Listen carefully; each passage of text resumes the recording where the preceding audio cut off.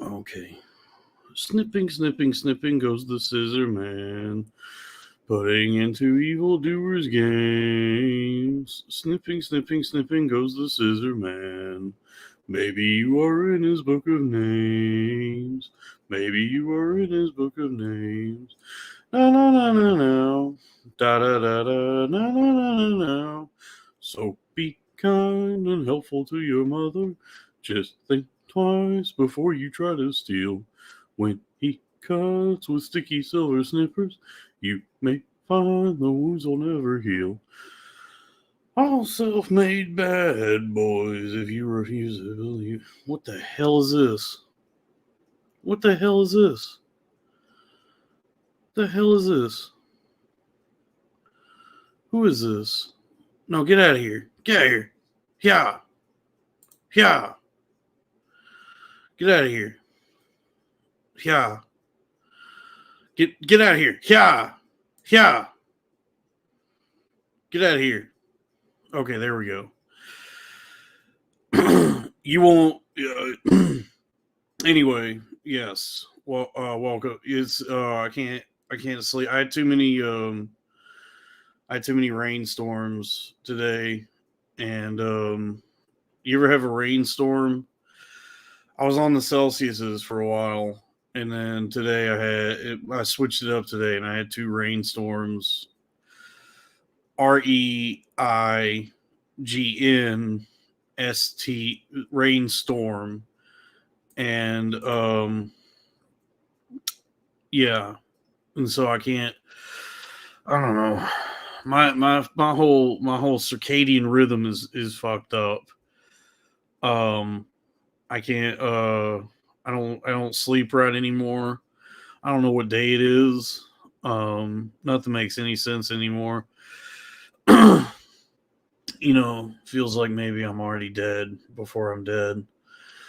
I'm starting to figure out how to enjoy things again. I guess every now and then something will make me kind of happy, and I feel pretty good about that. Um, but it's tough. It's tough out there. I was talking to somebody who went through something like really traumatic, and I was telling him, ever since I dealt with what I dealt with, my issues that I've had, I was like, yeah, I don't really like. I have trouble enjoying things. I can't focus on anything anymore. Like I haven't read a book in a long time, and I can't. Yeah, I just can't like concentrate on anything like that. And he was telling me that like a few years ago, his house got robbed. Like it was like an armed robbery at his house. Like somebody rolled in with a gun and robbed him. And he said it like fucked him up so bad. Just the how shocking and traumatizing it was that he had this like a similar thing for a long time where he was so rattled by it that he couldn't like focus on anything or read or really watch TV or anything like for months and months. It was like I don't know, I guess like a trauma response or something. I don't know how any of that works. Trauma is I guess the word itself, what it is, has been diluted so much now because everybody and their fucking cousin goes on about their traumas and working through trauma and going to therapy. Therapy, by the way, which is a scam. I don't believe in therapy. I don't think it works. I think it's a grift, one of the ultimate grifts, therapy, where they created a problem for which there is no definitive solution. You just have to keep paying for therapy week after week, and you're never fixed. It's never like it's never oh, therapy worked. We solved everything for you, and you've completed therapy. No, what do they say? An ongoing process for the rest of your life, and people buy that. People buy into that. They believe in that a doctor who's collecting, they were told by a doctor who charges them $150 for an hour, for not really even an hour, 40 to 45 minutes. This doctor told everybody that you have to pay me $150 for 40 minutes of therapy every week for the rest of your life, because it's a process. And they bought that. They believed that and said, that's just the way it goes. That's how therapy works, and it's never complete. And it's like, well, who told you that? The guy that's charging you $150 a week to do this? Because it, you know what I mean? Like, if I was charging someone $150 a week for medicine, I don't want them to ever, really get better. You know what I mean? It's like, of course, there's always going to be something we need to work on, for which you need to pay me $150 every week. And so these charlatans started talking that shit, saying that, therapy's never over. It's the routine maintenance of life is coming to sit in this, like, like Barnes and Noble ass looking room and talk to me about your problems for 40 minutes a week in a way that you would never, that, like, the most inorganic conversation of all time, a way that you would never talk to anyone else ever in your life. Just this, like, clinical, like, sterile version of speaking to someone, all based on, like, DSM fucking linguistics and, whatever therapy talk is. I don't know how they did it. I don't know how they convinced large swaths of people that their friends and loved ones are not going to be able to properly be there for them when they need to vent about their problems and help with these things. That they have to go see. You got to go see this doctor about this and talk to a guy who doesn't know you in any real meaningful way, and the conversation itself is purely transactional anyway. Maybe I don't know what I'm talking about. I don't know. I've been to a few therapists in my life, and after weeks and weeks of doing it, I just, like, when all was said and done, I walked away from it just going, I don't think that person ever gave a fucking shit about me. I feel like I was getting nowhere with that. Transactional like a fox. Yes, Ronan. Damn, I'm fatigued. I don't know if I'm trying to feel it. I'm trying to get in the mood here. I hate myself. It's one of it's one of them days. I hate myself. I hate everything. I don't know how to do nothing. I'm not creative. No one is anymore. Or I don't know.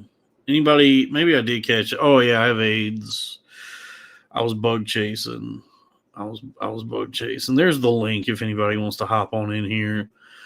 I just figured I'd fire up the stream and see what happens. I don't have no one to do a stream with right now, but I can go solo bolo, solo dolo, Han Solo, red solo cop. Jesus Christ. Would you say Kanto hair? The therapist doesn't have an emotional attachment, so they can give unbiased advice. Maybe, yeah, I've heard that before. I don't know. Maybe it works. I don't know. It's so fucking expensive, and it's just very suspect to me that there's this, like, entire field of medicine for which the illness that's being treated has no cure. That they're like the treatment itself is the cure, and the treatment never ends. So you have to, you just have to always pay for you're just like constantly going in and out of this office week after week, spending like tons and tons of money.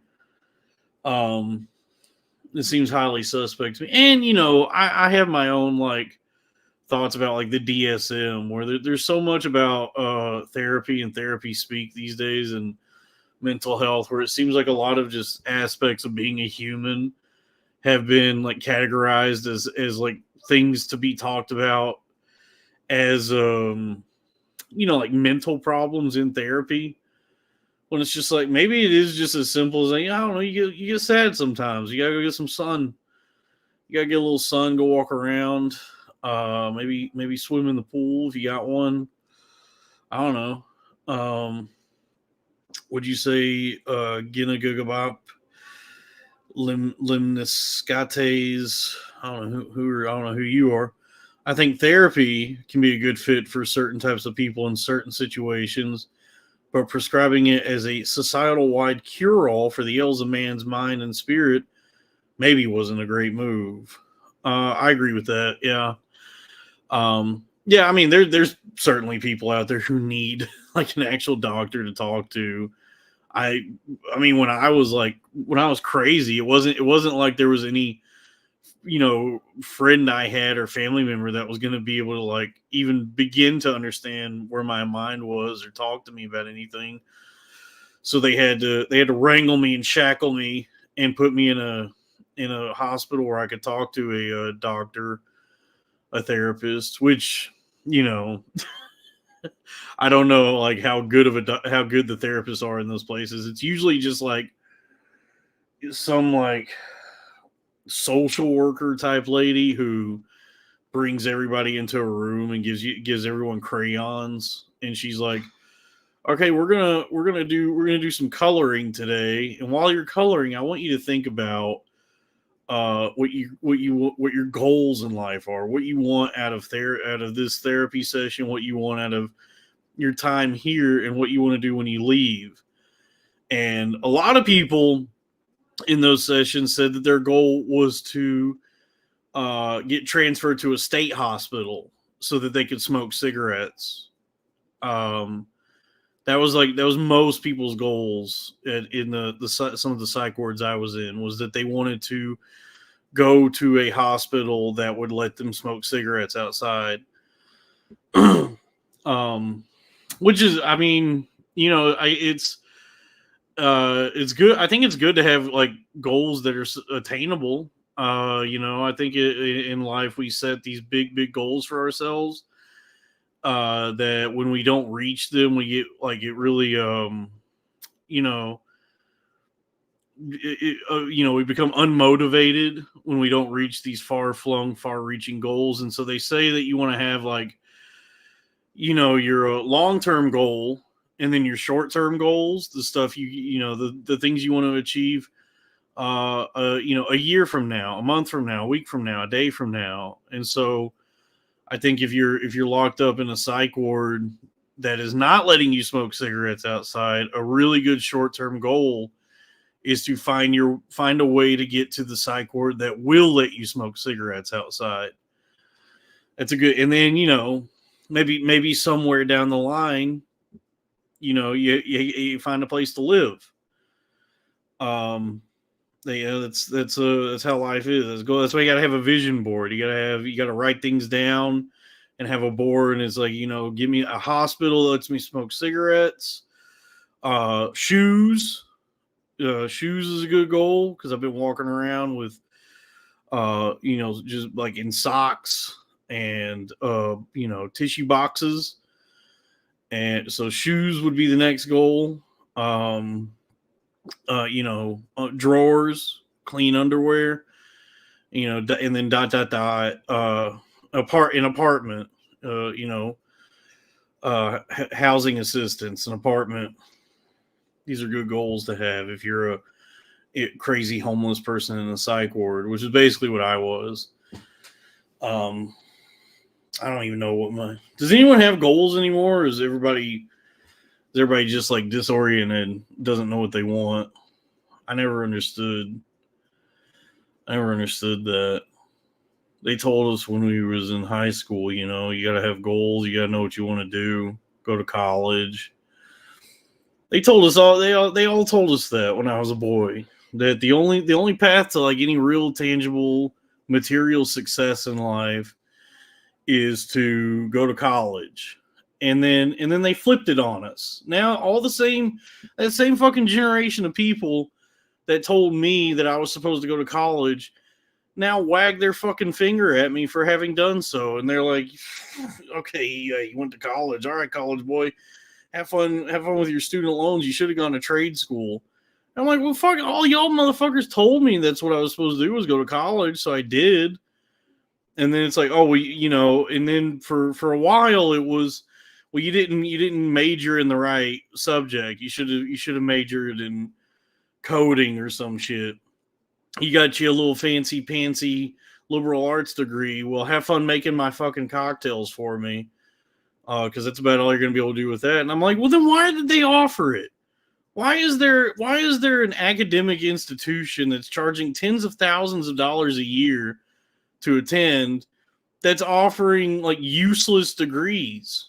I don't know. Why is that being offered? Like, what is the do you get where I'm coming from with this? Is like you got this like a public college, like a state school that I suppose that means they're being subsidized by the government. I don't know, like I don't really know how they make their money. It seems like a scam. I don't understand how what does it mean? By the way, what does it mean when a college is like when they say it's a public school or a state school? I don't know what that means because it's still so fucking goddamn expensive for the student. It's like, well, if this is a state school, if they're receiving any sort of government funding to operate, why is it still so fucking expensive for me to go here? I don't know. I don't know what any of that. Clearly I didn't learn much while I was there because I don't fucking know anything. I don't know what I'm talking about. Yeah. So So Will says public school means it gets grants from the state government. Okay.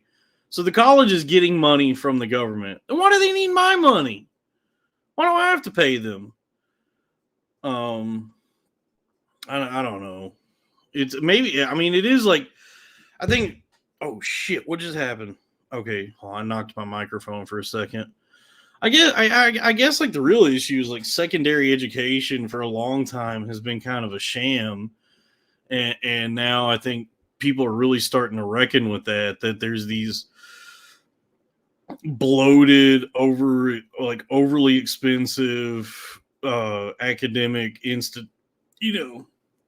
campuses that are charging these people tons and tons and tons of money to attend, for which there's no reward. Like you graduate, like what is the narrative now that you go to college and graduate and you just have student debt forever and there's no real jobs to be had. So if that's like what's happening by and large to so many people, then what even is the value of the schooling at this point? Because it used to be that they would always tell you about like good debt versus bad debt, where it's like payday loans and credit cards and shit are bad debt, but a student loan would be considered. I don't know.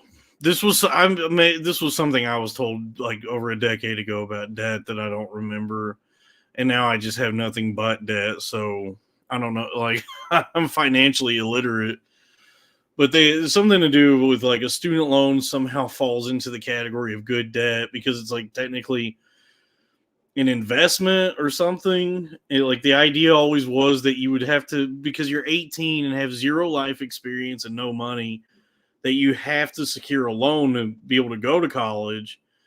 But if you go to school and study hard and get a good degree, you'll have no trouble paying that loan off, and then you're fine. But now, that doesn't seem to exist. It seems like more and more people now, like the overarching the narrative that exists now for a lot of people is that they go to school and get whatever degree they get, and then they just have debt forever. They never fucking are able to pay this shit off. And then they post about it on Twitter, and then like 1,000 different accounts with like the Statue of David as their profile picture, or Big the Cat from Sonic the Hedgehog as their profile picture. that are actually like far right wing Republican accounts, condemn them for having gotten the debt and not being able to pay it off in a decade or whatever, where they're like, look at this fucking idiot, and nobody knows who these people are. It's just a picture of Big the Cat, who often tweets that women are not supposed to have their periods or have sex with more than one guy ever, and that yeah, have you seen these accounts now, or like what is it, Lo-Fi Republican, that guy, where it's just a picture of Diddy Kong, and all he tweets all day every day is just like far right wing, almost like fascist shit, where he's like, he said something the other day where it was like, I don't think women should be able to have jobs. I don't think women are qualified to have jobs. and he has like a pretty big following where it'll get like hundreds of thousands of views and people like interact with it. But that's all he does, like all day, every day, is just stuff like that, where he's like, it's like Lo-Fi Republican, another tweet from Lo-Fi Republican, where it's just like, would it be so bad if they went back to Africa? It's stuff like that. And nobody knows who this guy is. It's just a picture of Diddy Kong, coward hiding behind Diddy Kong. There's a lot of that on Twitter now, and you can't get mad at it, because that's what the internet's always been. That's old internet. It's back. There's those of us that exist on the internet just to do japes and jabs and riffs and have fun and troll a little bit. And then there are the virulent, what's the word I'm looking for? Vile, virulent, racists and sexists and people who genuinely have a lot of hate and contempt in their hearts. And it's a picture of Diddy Kong. What's going on in the chat, folks? Should we take some callers? This is a sleepy one for me. I'm sleepy. I'm always fatigued. I think I need to get more sun or take some vitamin D at least. I'm just always so fucking tired. Virulent. Yes, virulent is the word I was looking for. People say I have a good vocabulary, but I think I have a lot of words in my head that I might know what they mean, and I hope I'm using them the right way when I use them. But a lot of the times I'm pretty I'm unsure about anything I'm saying. I'm like really stupid. Yeah, sleep deprived. I don't know. I'm just always I don't want to do hard labor ever. I hate working and I hate doing things. I was just telling someone last night, I was like, my favorite hobby these days is just to kind of lay in the bed and stare at the ceiling. That's like my favorite thing to do now. I don't like doing things. But I will say, like, I have a job now. This is my job. Let's say this is my job. No, I have a job. I work from home, and my whole day is spent just like sitting at a desk, kind of doing mostly nothing. Like I have to like be on call, like I'm waiting for phone calls to come in. But it's also just a lot of downtime where I just kind of have like nothing to do, and I don't really even know what to do with my time while I'm doing it. And so I'm just like sitting there doing nothing, just staring at a screen, and then like fidgeting with my phone, thinking of clever tweets or something, like just trying to think of some way to interact with the world, but mostly doing nothing. And then like at the end of an 8-hour workday, I'm like unbelievably tired. Like more so than when I did actual work.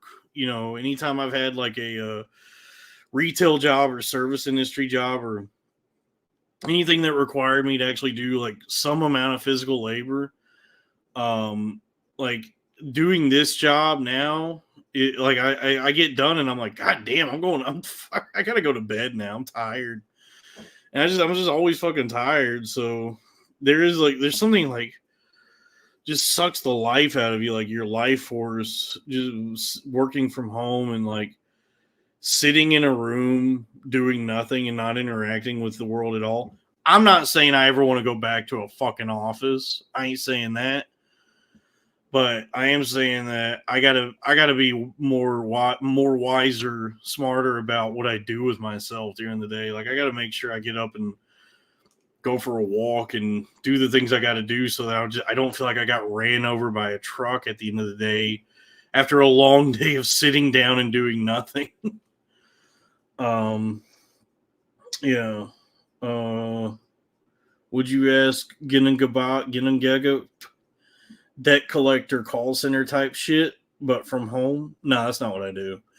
I'm not at liberty to disclose what I do. It's sales. It's not. It's nothing that. It's nothing that despicable. It's like actual sales. It's pretty tight. Like I like doing sales, but it's also like a lot of a lot of downtime for sure. But whenever I do get a call and it's like a good lead, it's like a good sales lead.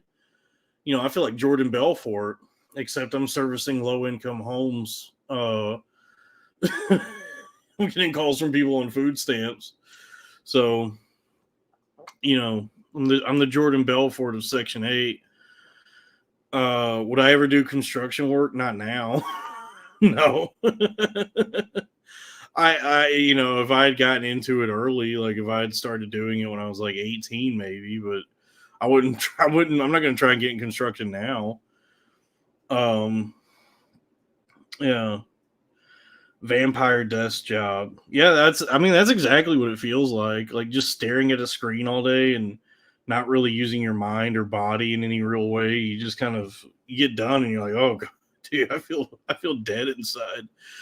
That's why all these people like in offices and these jobs, they seem like husks of human beings. They're good people. I mean, they're friendly and they're nice and supportive, but you talk to them and it's like, man, there's not a lot going on up there. They just speak in sales quotes and like platitudes and stuff where it's like, it's your attitude, not your aptitude that determines your altitude. They just say like stuff like that all day and they don't string together an original thought ever. All they think about is like sales and commission.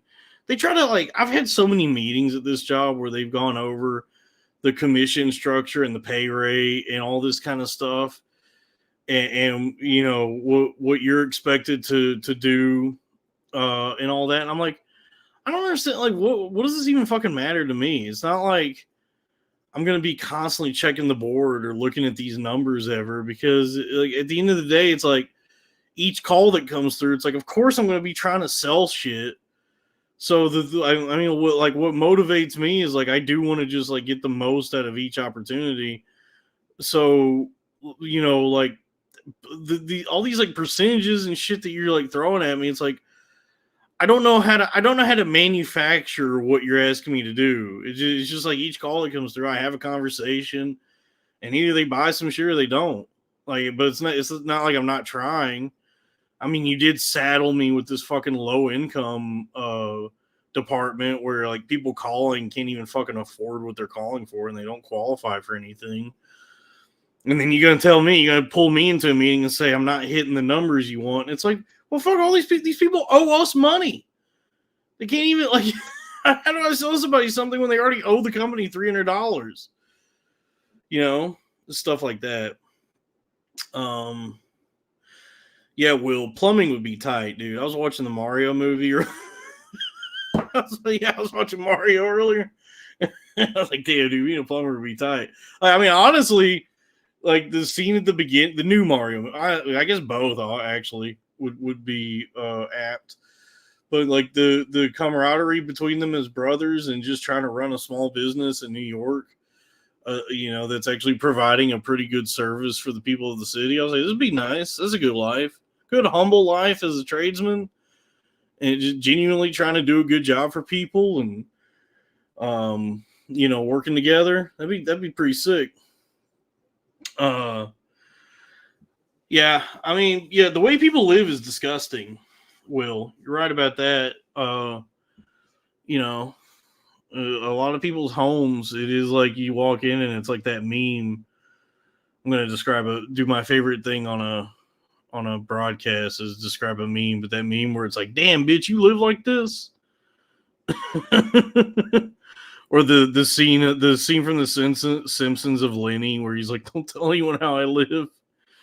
Yeah, a lot of people live in just like abject squalor, and no one would ever know because they don't bring anyone over to their house, and the only people that ever do go to their house is like service workers, like tradesmen and stuff, and it's like they don't know that they don't have a relationship. They're not going to go blab to their friends and family about this.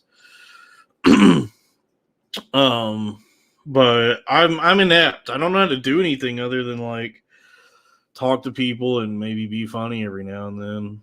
I'm not even like I don't even know how to like really write or do words the right way.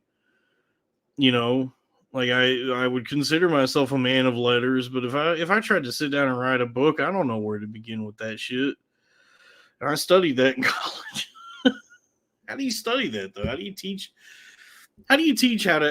anyone how to write a book? Wouldn't that just come with life experience and maybe reading a few books yourself and understanding like maybe the styles you like or whatever? But I think like more than anything, it just comes from living life and having your own deep thoughts. I don't know. It's just, it seems odd to have like a room full of 18-year-olds and it's like, we're going to teach you how to write a book, how to do stories yourself. And it's like, what the fuck are these? What is a bunch of like a room full of like 18 to 20-year-olds going to know about writing a book? That's why nobody likes highfalutin Ivy League literature. I understand the criticisms against like David Foster Wallace because it's like completely fucking inaccessible to most people because it's like coming from a point of view of a guy of like an affluent white guy who studied it, like who's like life experience that brought like he's drawing from to write this book is just having gone to college. It's just like being a smarty pants kind of guy. So if you like try to read Infinite Jest, it's like, well, obviously he's smart, but this is just like it's just smart. It's just a smart book, but it's tough to like really like grab onto in any spiritual way. I would say, whereas if you read like like a Hemingway book, it's short, brief, to the point, and it will stick with you forever. And it'll really make you think and maybe cry and feel for the human condition. Yes, comic books. Comic books are tight, dude. I remember when that Brian K. Vaughan book first came out, Saga. There was this like promotional thing where they had like the first script for the first issue he released, and it was like I don't even know if it was a full page. I don't even know if it was like a whole page of anything he actually wrote down.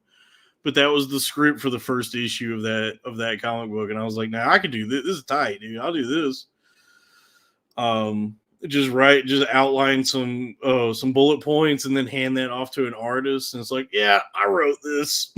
I'm the creator of this." Yeah, that'd be cool. If anybody wants to call in, or just give me money, either one would be cool. But it'd be nice if anybody wants to call in. Go ahead and click the damn link. We got about another half hour I'm going to do, and then we'll see what happens then. Is there anything anybody wants to talk about? Anybody watch the Tucker Carlson interview? I watched about 1 minute of it, and then I said, I'm bored, and I turned it off. I was like, I'm just bored. I don't care. When he started getting into like all that history of Russia shit, I'm like, I'm done. I don't care. Everybody's like, it's all anyone's talking about, and I was like, this is just boring. It's just like two guys sitting in a room. The Tucker Carlson interview. I mean, it is funny because I think like Tucker Carlson was trying to like really wanted to get into the issues of the day, and it seems like what happened is like Putin was like, so you want to know about Russia? All right, here's what's up with Russia. And then he just gives him like he starts giving him the entire history of Russia. Like he goes back like hundreds and hundreds of years to start talking about what he's talking about. And so Tucker Carlson is just doing like Jim from The Office looks at the camera as this is happening. So I mean, it is kind of funny that like a lot of that interview was just Putin doing like a history lesson for Tucker. I think like is Tucker Carlson an op? Is he a CIA asset? Is he is he deep state? Who knows? But I think more than anything, it was like Putin knew. I think like on Putin's end, because Putin is like a very calculated dude. Is it Putin or Putin? Putin, pew pew pew Putin, Putin. I don't. I never knew how to say it. Putin. If I'm Putin, I'm tootin'. Yeah, I think because Putin is such a calculated dude.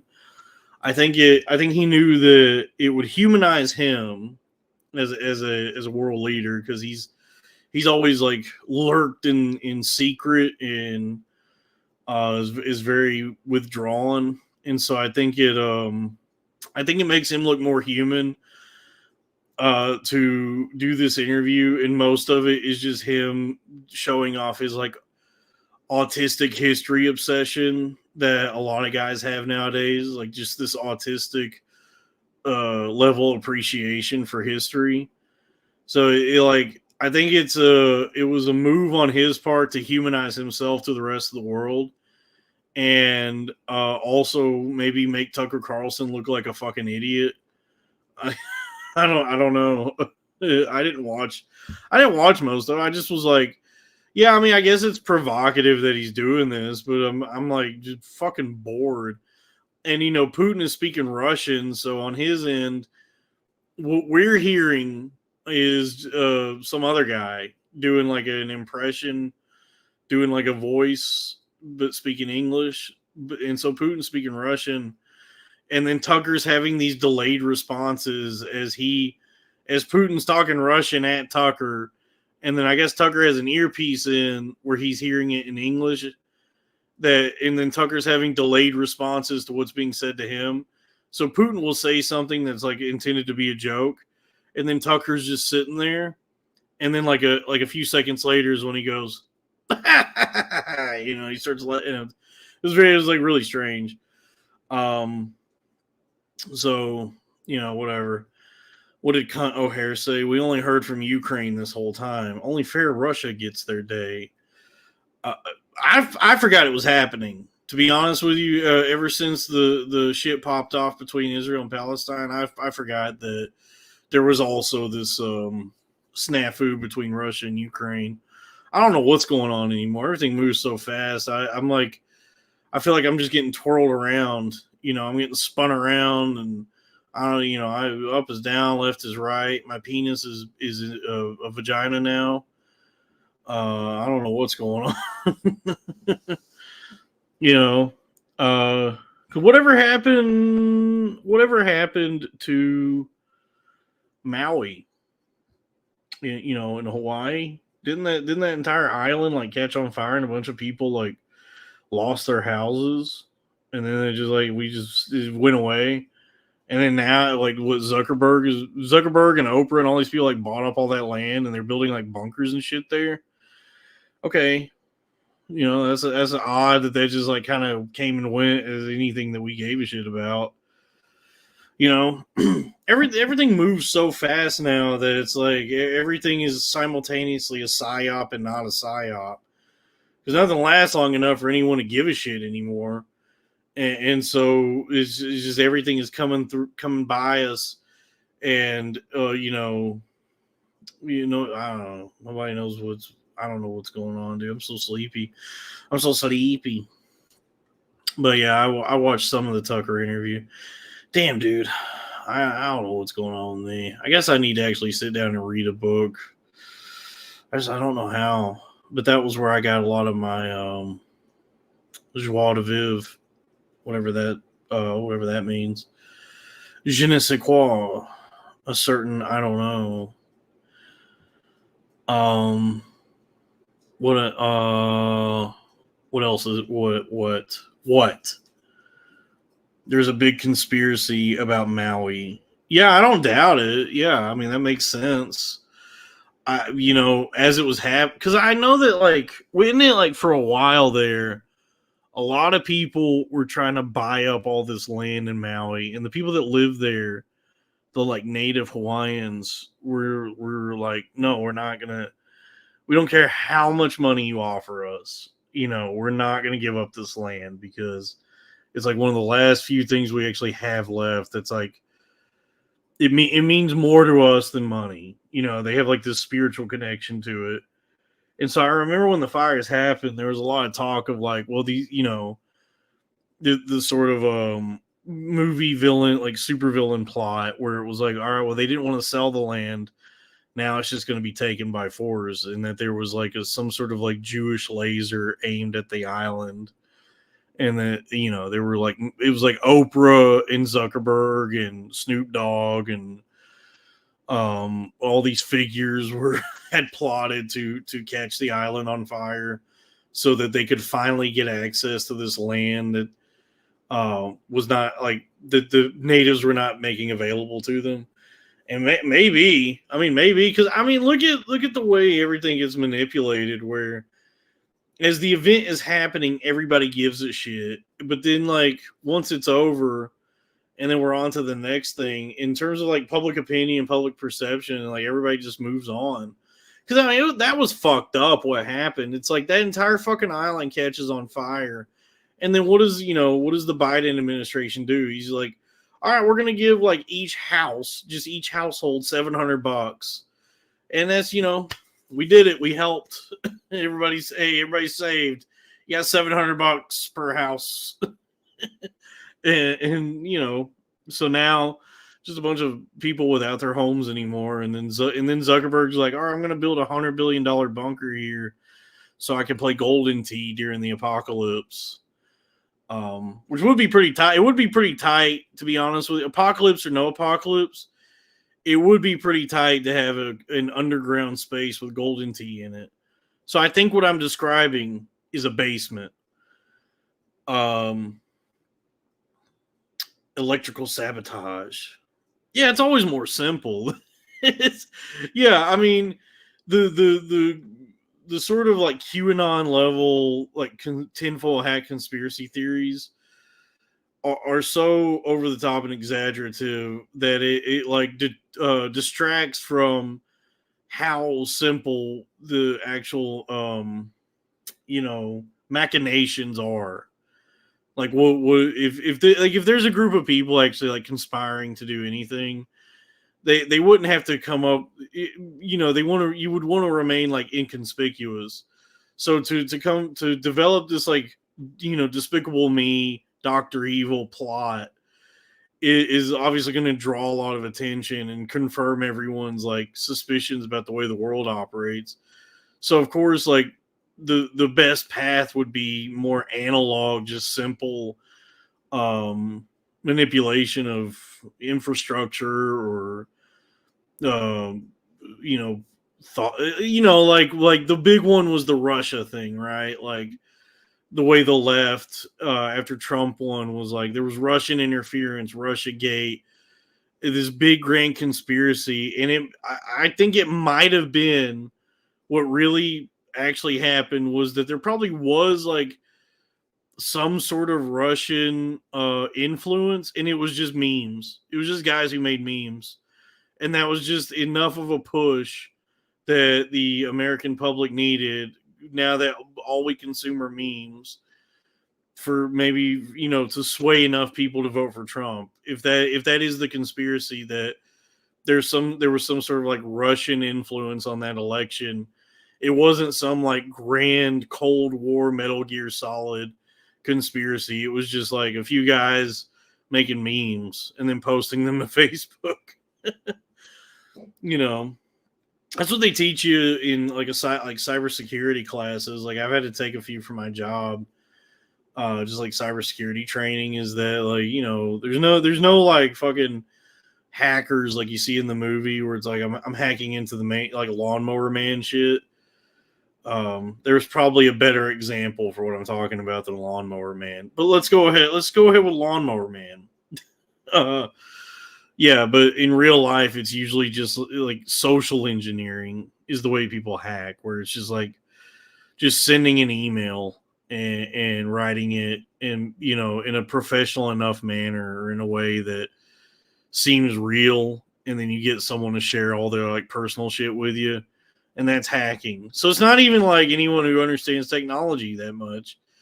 It's just somebody who understands like human psychology, and it's like, well, this lady's 70, so I think I can trick her into giving me her social security number through an email if I use the right language when talking to her. Would you say, oh, here, Jew laser is greater than Jew tunnels? Yeah, Jew laser certainly is more interesting than a Jew tunnel. And it does not imply any sort of anything going on with children.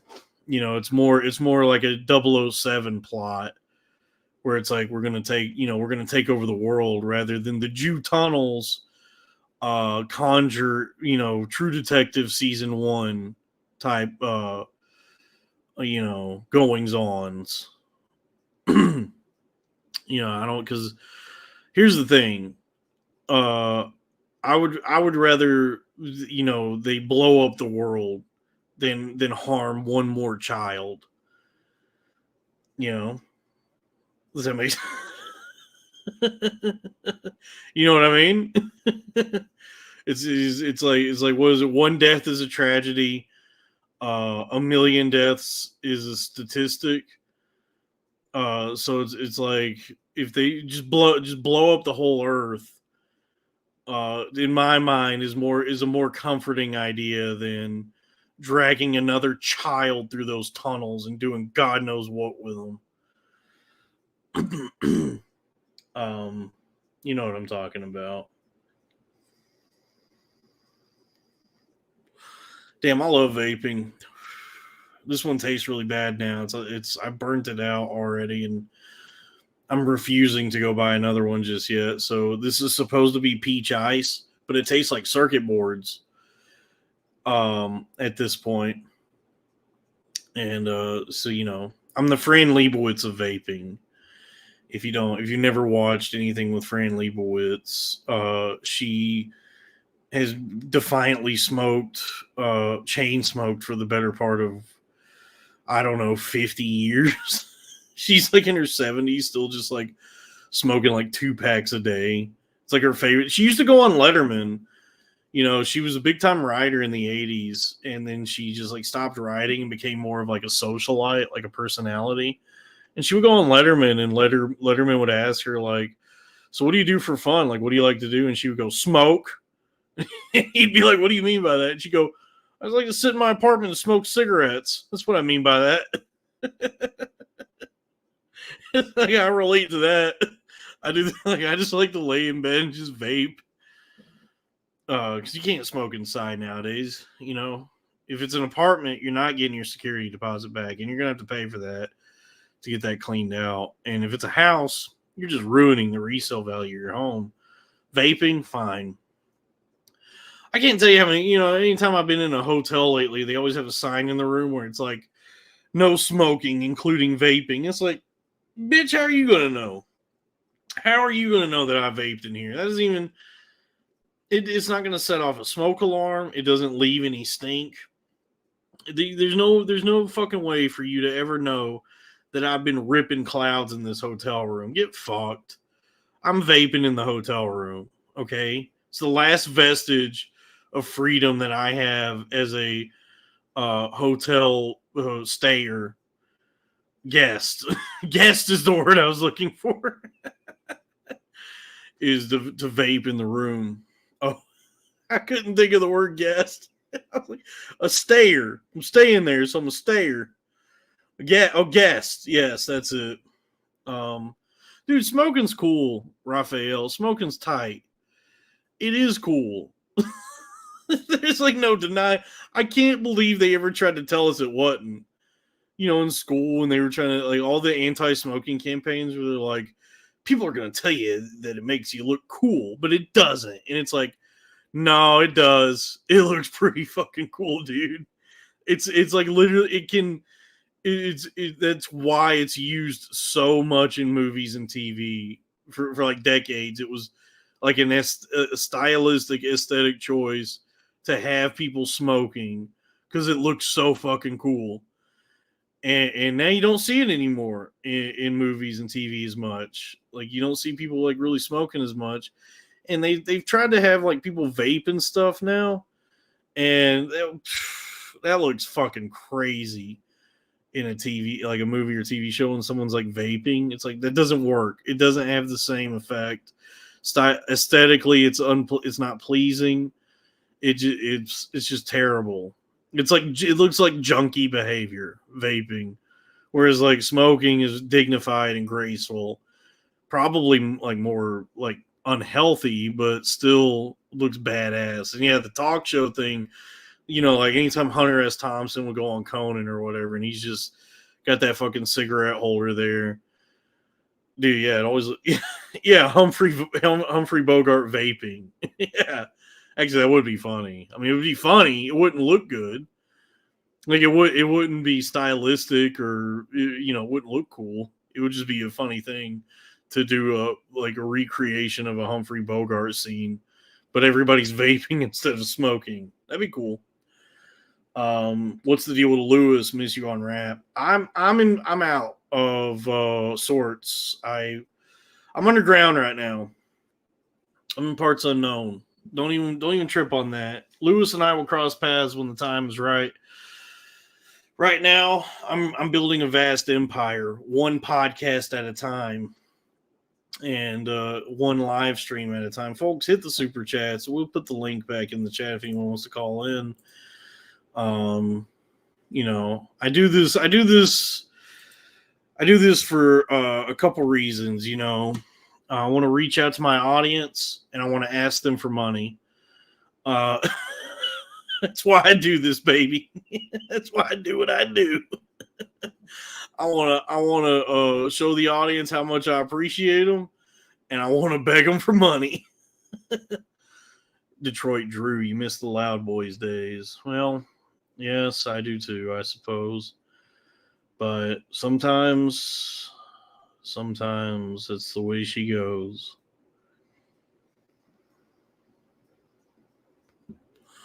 Yeah, I had a good night on Legion of Skanks. I can't believe that any of that happened. I can't believe what was happening at the time. And looking back on it, it's crazy that all that happened. But my story will be one for the ages when I do bounce back. Okay, Kanto Hair returning to the show. Hey, what's up, man? What's up, brother? How you doing? I'm doing all right. I'm taking a shit. Nice, dude. Yeah, I thought, hey, why not? I'll jump on stream. Yes, thank you. I was getting tired of talking to myself. Yes, Jack Singleton in the chat. The fuck, did I say Chack? The chat. The fucking way she goes. Yep, way she goes. It is what it is. Way she goes. What are you gonna do?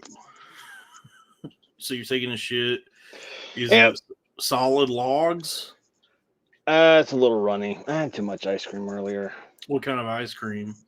It was Great Value, and it was like I don't know, one of their fucking vanillas. But I did have banana with it, and then like a shitload of whipped topping. Nice, dude. That's good. Yeah. That's a good topping. I mean, the banana makes it healthy. Yeah, that's what I thought. Yeah. It'll ease any cramps that you're having, I guess. And I'm having a lot right now. Trying to get rid of them. Do you wipe front to back or back to front? What's the non-gay way? I do it that way. Side. Swirls. I do swirls. Yeah, circles, spirals. I try to get like inside clean too. It never seems to work. Yeah. I've always, I guess because I have like the way my body is shaped and my arms are, I've always gone back to front, and everybody thinks I'm insane for doing that. They're always like, yo, dude, you can't do that. You'll get shit on your balls. I'm like, well, I guess I have shitty balls. Whenever people would bring that up, like wiping back to front. I'm like, what psychopath does that? I don't know. I learned doing it front to back. So that's just how I do it. Yeah, I mean, when I was a kid, when I was like 15, 16, and my dad was telling me how to wipe, teach me how to wipe my own ass for the first time, he told me you got to go front to back. And then, like, anytime I tried doing that, I just couldn't get the position right. I can't believe I'm talking about this. This is so crazy. Who would ever admit this? But yeah, I just couldn't like figure it out. I don't have to show my face, so I can admit to whatever. So eventually I just figured out that I could like lift my balls up with my left hand and then go in between my legs with my right hand and just wipe back to front. And just make sure that I didn't pull too far forward and get shit all over my taint and balls. So I mean that's how I do it. I just lift my balls up and then I stay seated and just go between my legs and then pull forward and stop I'm so autistic. If I'm taught to do something a certain way, that's how I do it. I can't do any like outside thinking. I'm just like, this is the way it's done. I got to do it this way. Yeah, I jack off with my left hand. I'm not coordinated enough to do that. Yeah, I don't get it. Because my whole life, I'm right-handed. I write with my right hand.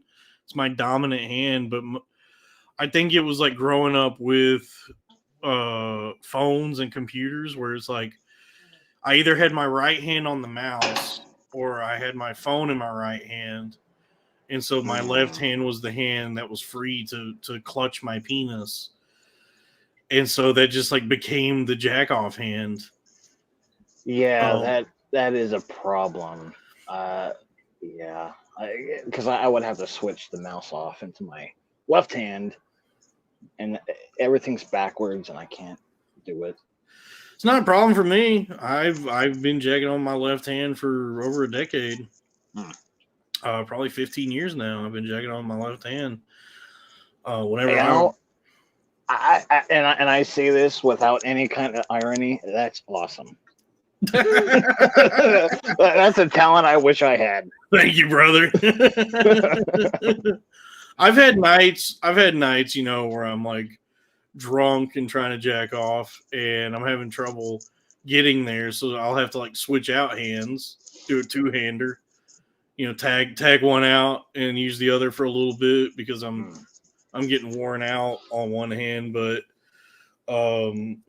it's also crazy trying to jack off when you're drunk. That's also a nutty thing to do, but yeah. I tried that like I don't know a couple of months ago, and because I was at a friend's house and I was bored, he's asleep, I'm drunk, and I couldn't do it. Jacking off at a friend's house is a good move. Jacking off at a friend's house is tight. His bathroom floor was really fucked up, so like, I don't even think there was like a real toilet. It was just like a bowl with a hole in it that had pipe going down. And I'm just like, what do I do? Yeah. I've done that a few times as a teenager where I was over at a friend's house and just like got the urge and couldn't stifle it. So I was like, I got to go to the bathroom and then just go in the bathroom and jack off on their toilet, like sit on the toilet and jack off. And they'd be like, "You fall in?" I'm like, sure. Yep. I don't know. Maybe it's just me. I can't do it sitting. I can't do it standing. I have to be kneeling. Otherwise, kneeling? I have to be kneeling. You gotta take a knee like fuck. Tim Tebow? Yeah. Bring him to Jesus. Yeah. Because otherwise I'm going and it won't work. I don't know. Yeah. You can't do it laying down? If I'm laying on my back I'm in my 40s now, so if I'm laying on my back, the blood flow just goes.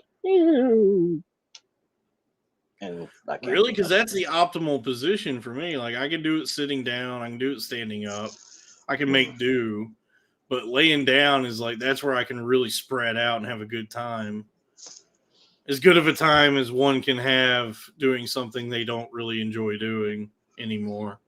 Oh, my favorite was this is so gay, but when I was a teenager, I would put my legs up on and the lower part of my back up against the wall and do it that way. I've done that. But then you like gotta get out of friendly fire territory. Yeah. Or just catch it and say fuck it. No Yeah. I've definitely done that. Damn, dude. I'm glad I can always come in here and class the place up. Yes. Yeah. I mean, it was never that we're a very crass operation here. We're salt of the earth. You're talking politics and books and shit. I don't know I never know what I'm talking about, dude. I'm so like, I admire the fucking confidence of all these like political grifters to try and enter into the arena, even though they don't even know what the fuck they're doing. I mean, I don't know. It is shit. Like that. Like I was like scrolling through that guy Destiny's Twitter feed earlier, and I was like, this guy has no fucking clue what he's talking about. I would be just as qualified as he is to do what he does. Yeah, him and Vosh, I'm always like, are they smart or just retarded? I don't. Yeah, tell there the was difference. I was gonna. He posted something about like war, like what a war crime is versus an act of war versus genocide or like whatever. And he was like quoting actual like articles of the Geneva Convention. Like Article 2, Section 1.3 dash whatever. And I was like reading this tweet and I was like, the way this is reading to me is like he is looking at Wikipedia as he's doing this. And the first comment I saw was somebody said, "Yo, this motherfucker's using Wikipedia to make tweets." And so I was like, okay, so I'm not the only one that caught that. That like the like the formalities that he's using to make this stuff to like try and make people to make it seem like he's smarter than he is like he's obviously just like reading a Wikipedia article. Destiny was doing that. That's what it came across. Yeah, that's what it seemed like to me. Like the way he was like entering in like the actual article numbers and subsections of the Geneva Convention. I was like, I have a suspicion that he's on Wikipedia right now, just copying this shit and pasting it into Twitter. It could be like, because Vosh, I saw something earlier today about how there was like a video of him talking about how video games or anime, I can't remember which it was, like it invites Nazis in. And someone asked why that was, and he went off on like this. Basically, it came down to like because they can't control women, and I don't know. And then it someone clipped together him like saving or pulling up some saved files, and there was like all of this really weird anime porn and like gay shit. Oh yeah, I think I heard about this. I don't really know who Vosh is, but yeah, he accidentally like showed his entire like porn collection, and it was like like Lolita kind of shit. Yeah. That maybe that's what it was. Yeah, I don't know because like what I saw was on YouTube, and it was like small and blurry and pixelated. But sure, I don't know who Vosh is. I don't. Every day I learn about another guy I've never heard of who's like a billionaire who just like does nothing. Like the way they've earned their money is just kind of doing nothing in front of a computer, not saying anything interesting or entertaining. Yeah, to me it's the same thing as like, at least to my retarded ear, it sounds like what you were trying to do earlier, like that word association. You think of a word and you just like go off on a tangent, and it makes no sense to me. Yeah, I mean, I don't know what I'm doing. I try to. My approach is like I'm just trying to doing what I've been doing on this channel is like I don't know, just trying to have a more like sincere approach to everything and have like conversations with either like friends I've known forever and people I find on the internet, or just like doing these and talking to like strangers like you. Just like putting the link. And I'm strange. Hold on, I gotta wipe. Go ahead. Back to front. Back to front. Back. Who said that earlier? Back to front master race. Yeah, Ginnin Gagap or whoever. What was your name? Ginnin Gagap? Limniskates? Limniskates? Anyway, what a terrible name. It's making me dizzy. We're trying to read that. But hey, you know, we don't choose to be, you know, no one chooses to be Greek. Let's see. You shot yourself in the eye one time. Oh, you're talking about ejaculating. I've never done that. The furthest distance I've ever gotten was like up the chest, like all over the chest.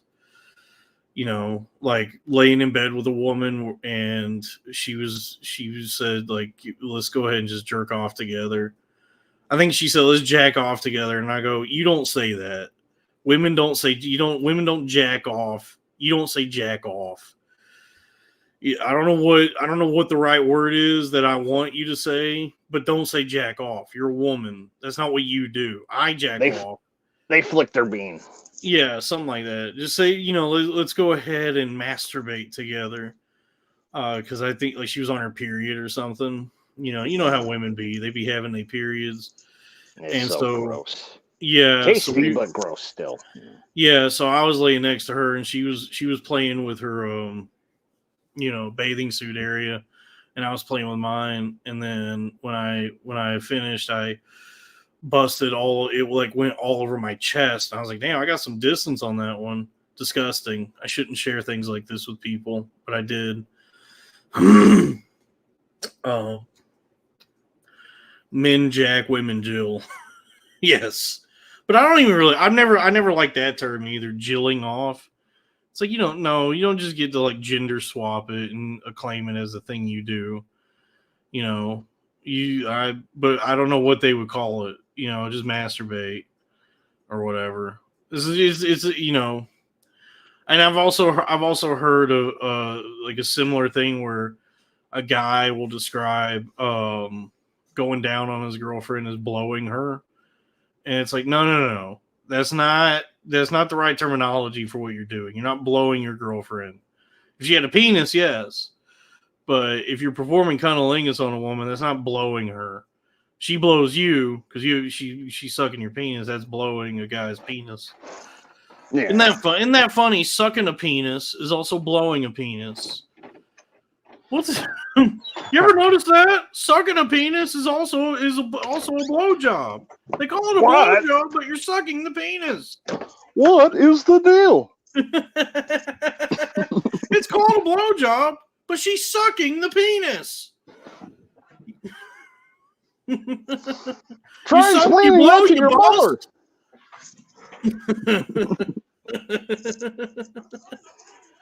Yeah, that's cool. What were we talking about? I don't know. Masturbation. Destiny, Vosh. Oh. Porn. He had his porn collection up. Oh yeah. So so I'm talking to you. I only know you as Cunt O'Hare, and then the other thing that you reached out from. Right. And then so I try to talk to people here in the chat, get them to call in maybe, and then I just have like conversations with like good friends of mine and just other people I find on the internet. Like that episode we just put up was like it was a taxidermist that I follow on Twitter, and I just reached out to him. I was like, yo dog, can you come on the show and tell us about taxidermy? Because I think I felt this when we were doing the Loud Boys, rest in peace. As much as I enjoy doing that show and like everybody loves it, there was a part of me that felt like as it was happening that I was like, man, it feels like we're really just ripping off Cumtown, and we're gonna I feel like we're gonna burn out on this. If I ever listened to Cumtown, I might agree, but I just it was not my thing. Yeah. Yeah, it was Raphael, trust me, I am aware that that's happening. I haven't said anything about it yet because I'm trying to get him to stop eating. And then when we can get his appetite under control, I will address this. He is interrupting too much. He does not have a lot of conversational awareness, and I'm biting my tongue and just trying to let things flow as they're flowing, because I had a bit of a control thing with the Loud Boys, and that led to a lot of tension on the show.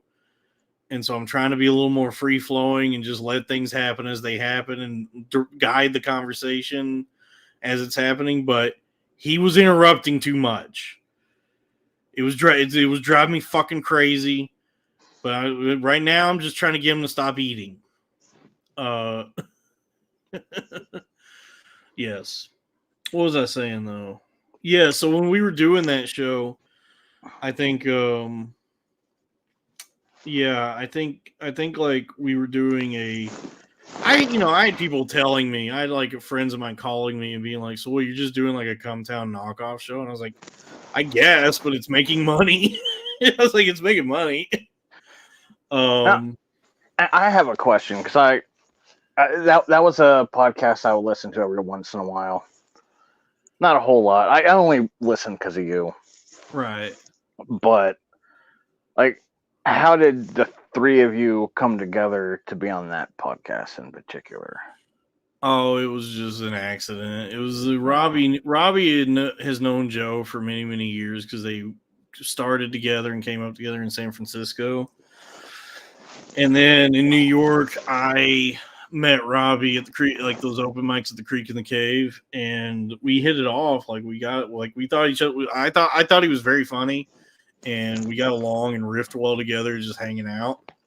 And so he asked me and Joe over at his apartment one night to record the podcast he was doing at the time, and we just had like a good time doing it, and it flowed really well. It was like funny, like really funny to us, and we were like, maybe we should just like keep doing this, like this group of people, and that was it. But like, I did not, when it started, I didn't know either of them that well. I had just met both of them. So I was like getting to know them as the show was progressing, and like Robbie, I found endearing. Like I like found him to be an endearing figure to me, and I feel kindred to Robbie. I'm not rich, but aside from that, I can relate to a desperate loser who just wants everyone to like him. I get that. Yeah, because I really like how he looks like he's always sweating and his eyes are shifting around. Like, was that funny? I hope that was funny. Yeah. But Joe, I just was like the like Jokerification kind of person like that he is. I found to be kind of grating over time. I just was like, not everything has to be a riff or a bit or ironic. And I don't know like what this character is you refuse to stop doing, but nobody acts like this. I was like, this is not how people act. This is how cartoon characters act. This is like how, like Ed and Eddie. Well, that explains why, like, him in particular, out of the three of you, I never got a good, I don't know, a grasp on who he was. Yeah, I thought he was kind of funny, but yeah, there were times that he was very funny, and then there were other times that I was like, just sitting there thinking to myself, like, I am going to mop the floor with this motherfucker if he does not stop doing what he's doing right now. I think, and I never watched the whole thing because it got like train wreck cringe when you guys were at Skankfest, and then Kurt came on and he's like, "Oh, this is what this show is," and he just drops his mic and leaves. Yeah, that was very funny. I don't think I've laughed harder.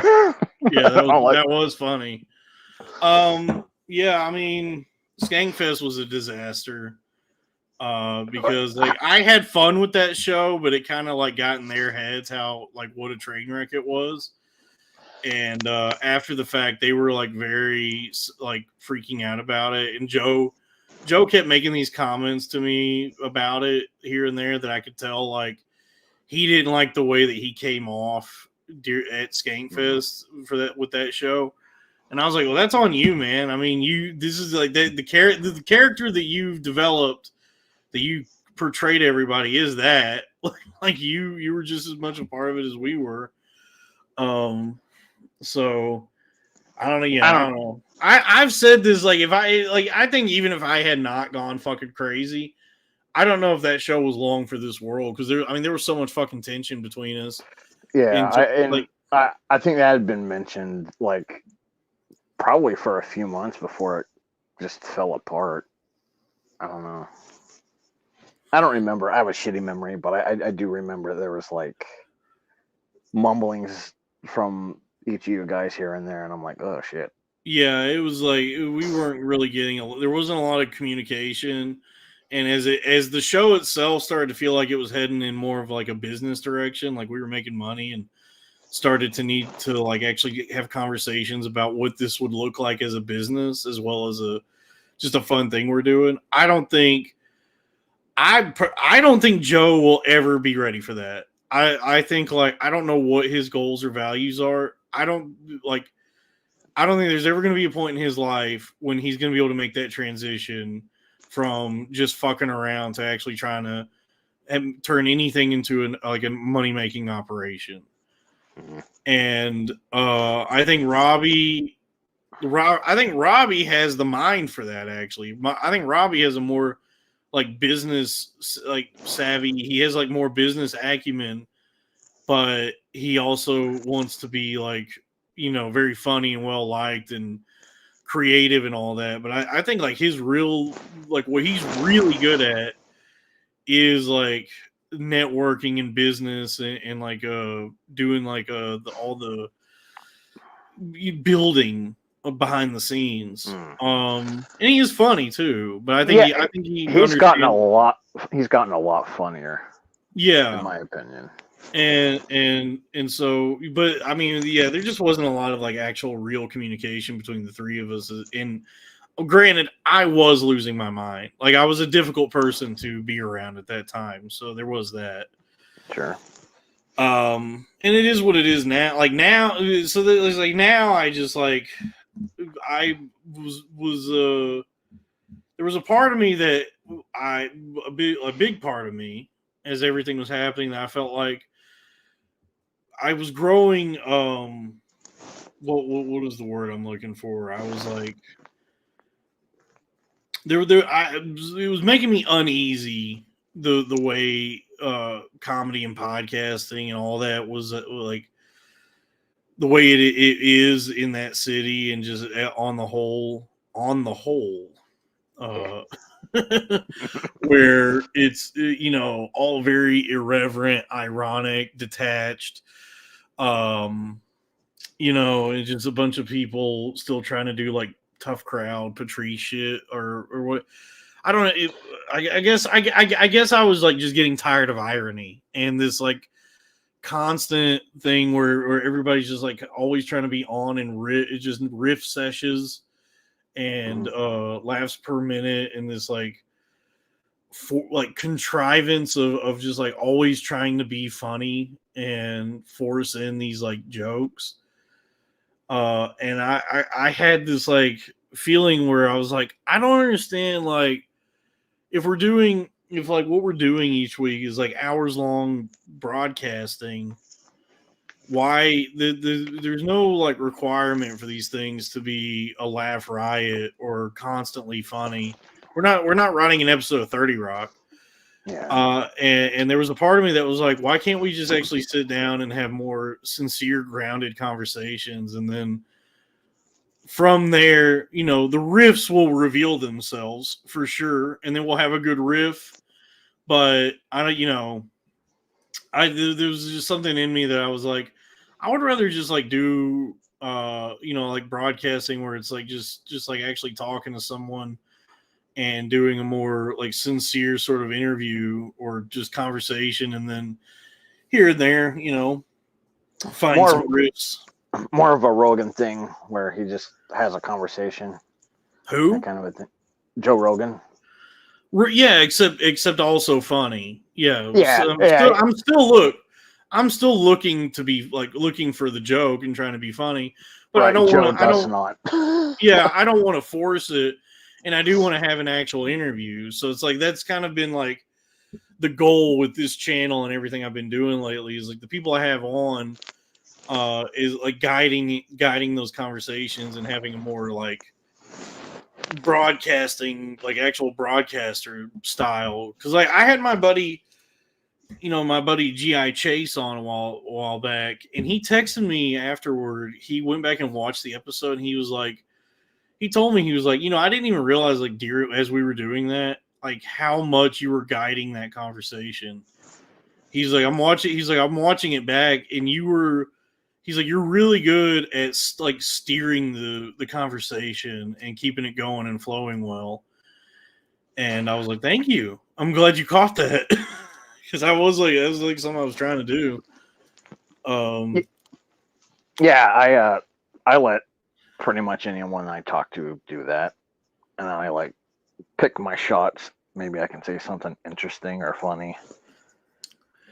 Well, yeah, but I think like being funny, finding anything funny, I think is more. It has to be more organic than anything. Like, Yeah, I think like like poop. actual Poop is funny poop is funny. It's organic. and organic. Yes. But I think like the foundation of any sort of joke or anything funny comes from the foundation is sincerity and honesty and truth, and you like build upon that and then like find what's funny from that, and try to write something out of that. But I think trying to just be ironic and do a riff session and I don't know. It can be contrived doing like trying to do things that way because I noticed that a lot with like that whole scene going on all these different podcasts or whatever is like it's very forced what a lot of people are trying to do, and I'm like sitting there like, man, if you guys would just like calm the fuck down for a second and just like try to have a real conversation for a minute, we'll get to something funny just organically. But this like just trying to like beat everybody over the head with these like forced jokes or whatever you're trying to do is like this isn't working. It's just cringy. But I don't know, maybe I'm a snob. I'm not qualified to talk about fucking any of this, but Well, I don't know. I watch a lot of very similar things, and sometimes like the podcasts I listen to or watch, they're all East Coast stuff, and it does get tiring when everything sounds the same. yeah. And then you go back into your real life, and you're like, oh, this is real life. Holy shit! There's a huge difference with what's going on there. Yeah. Well, nobody knows what to do. Everybody's just following trends. Like everybody's just kind of following what they've seen work and just doing, following trends and just doing what they think they're supposed to do. It's the same as real life. It's all real life. But I was gonna say I just like imitate other people. I don't know what the fuck I'm doing. yeah, everybody goes to school and graduates and gets a job and then tries to do a job and work their way up, and they're just doing things because they feel like they're supposed to do them. And even in like these creative fields where it's like, people following their dreams, even they're also following trends. You see it with all like all these shows. Like every show has the same structure where it's like, they put one out a week where it's like a free episode on a Patreon. All the thumbnails look the same, and the shows are all structured very similarly. Yeah. And it's also a lot of times it's the same revolving door of people. As get like it's just like this this like feedback loop of podcasters where it's like this guy does this podcast and then those guys do his podcast and then they go and like I said, once you see so many of like Joe Rogan, he has the same people on. He gets good guests, and he'll like have a surprise, or like Real Ass Podcast, he gets same people you get used to him, and then I'm like, to Lewis's credit, he makes an effort to find people. yeah. Unfortunately, he's a psycho, so it's like, yeah, we're gonna have Mark Random on the show, and it's like, don't stop inviting that guy onto. He should not be in front of people. If you like cringe, Mark Random is for you. I'll tell you this. I've talked to him in person. I've had like actual conversations with that guy. He's crazy, but I can empathize with him. Like I understand him. Mm-hmm. The last fucking thing he needs is exposure. Well, the last time is to be shown to an audience of thousands of people. He should not get that kind of attention because it's only going to fuel everything that's wrong with him. Well, last time he was on there, I lost my train of thought. Oh, he was talking about how like, he's gotten better. He's gotten like, I don't know, medication and maybe therapy. I can't remember. And he's talking about like girlfriends he's had. I'm like, wow, someone's dated you. The last I checked, he had this like long-term girlfriend. Because like there's damaged women out there. there's crazy bitches out there that'll saddle up with a guy like that. Look, Lou, it's a funny bit, Raphael. It's a funny bit on Lewis's part to invite him onto a show with like respected professional comedians and just like see how they react to this. That is funny, but it's also like I think it's bad. I think it's like not a good thing to do to someone who's genuinely very mentally ill to give them that kind of attention because it's only going to like feed into their illness and like all the shit that's fucked up about them. I told Mark I was like, I'm never going to have you on anything I do. I don't want to be a part of this. Well, and there's a phrase out there called retard wrangling. I think that you'd be doing a lot of that. Mm-hmm. And Blue Key, Zach, yeah, you're mentioning Zach hates him. Zach hates him for a very good reason. It's not my place to talk about, but it's justified why Zach hates that guy. I mean, it's out. Something's out there because I think it's not. I don't think it's anything. Like I don't want. The only thing I know is he like contacted him and it really freaked him out. Yeah, there's some stuff that he's done that like what I was told. I was like, oh, I could see why you don't want anything to do with this fucking guy. Because I remember once upon a time I think he was just mentioned, or I think Zach came back from an episode because he wasn't on that particular episode, and Zach just goes, I just want him out of my life. Like, and he sounded so sad and kind of scared, and I'm like, poor Zachy. Yeah. Like, what did he do? Zach is a teddy bear. I can't believe anybody would do anything to Zach. Yeah. Oh, Raphael asked if GI Chase is going to be back. Yeah, of course. I'll ask him back. He's a fun military guy. I love the conspiracy stuff, so yeah, I'll bring him back. What were we saying though? Comedians are gay. Comedians suck. I hate comedians. I hate entertainers. Red Bar, Corn Fed Bar. I can't believe Corn Fed Bar. Corn Fed Bar is like the most successful thing I've done on the channel so far. Yeah. So that's fun.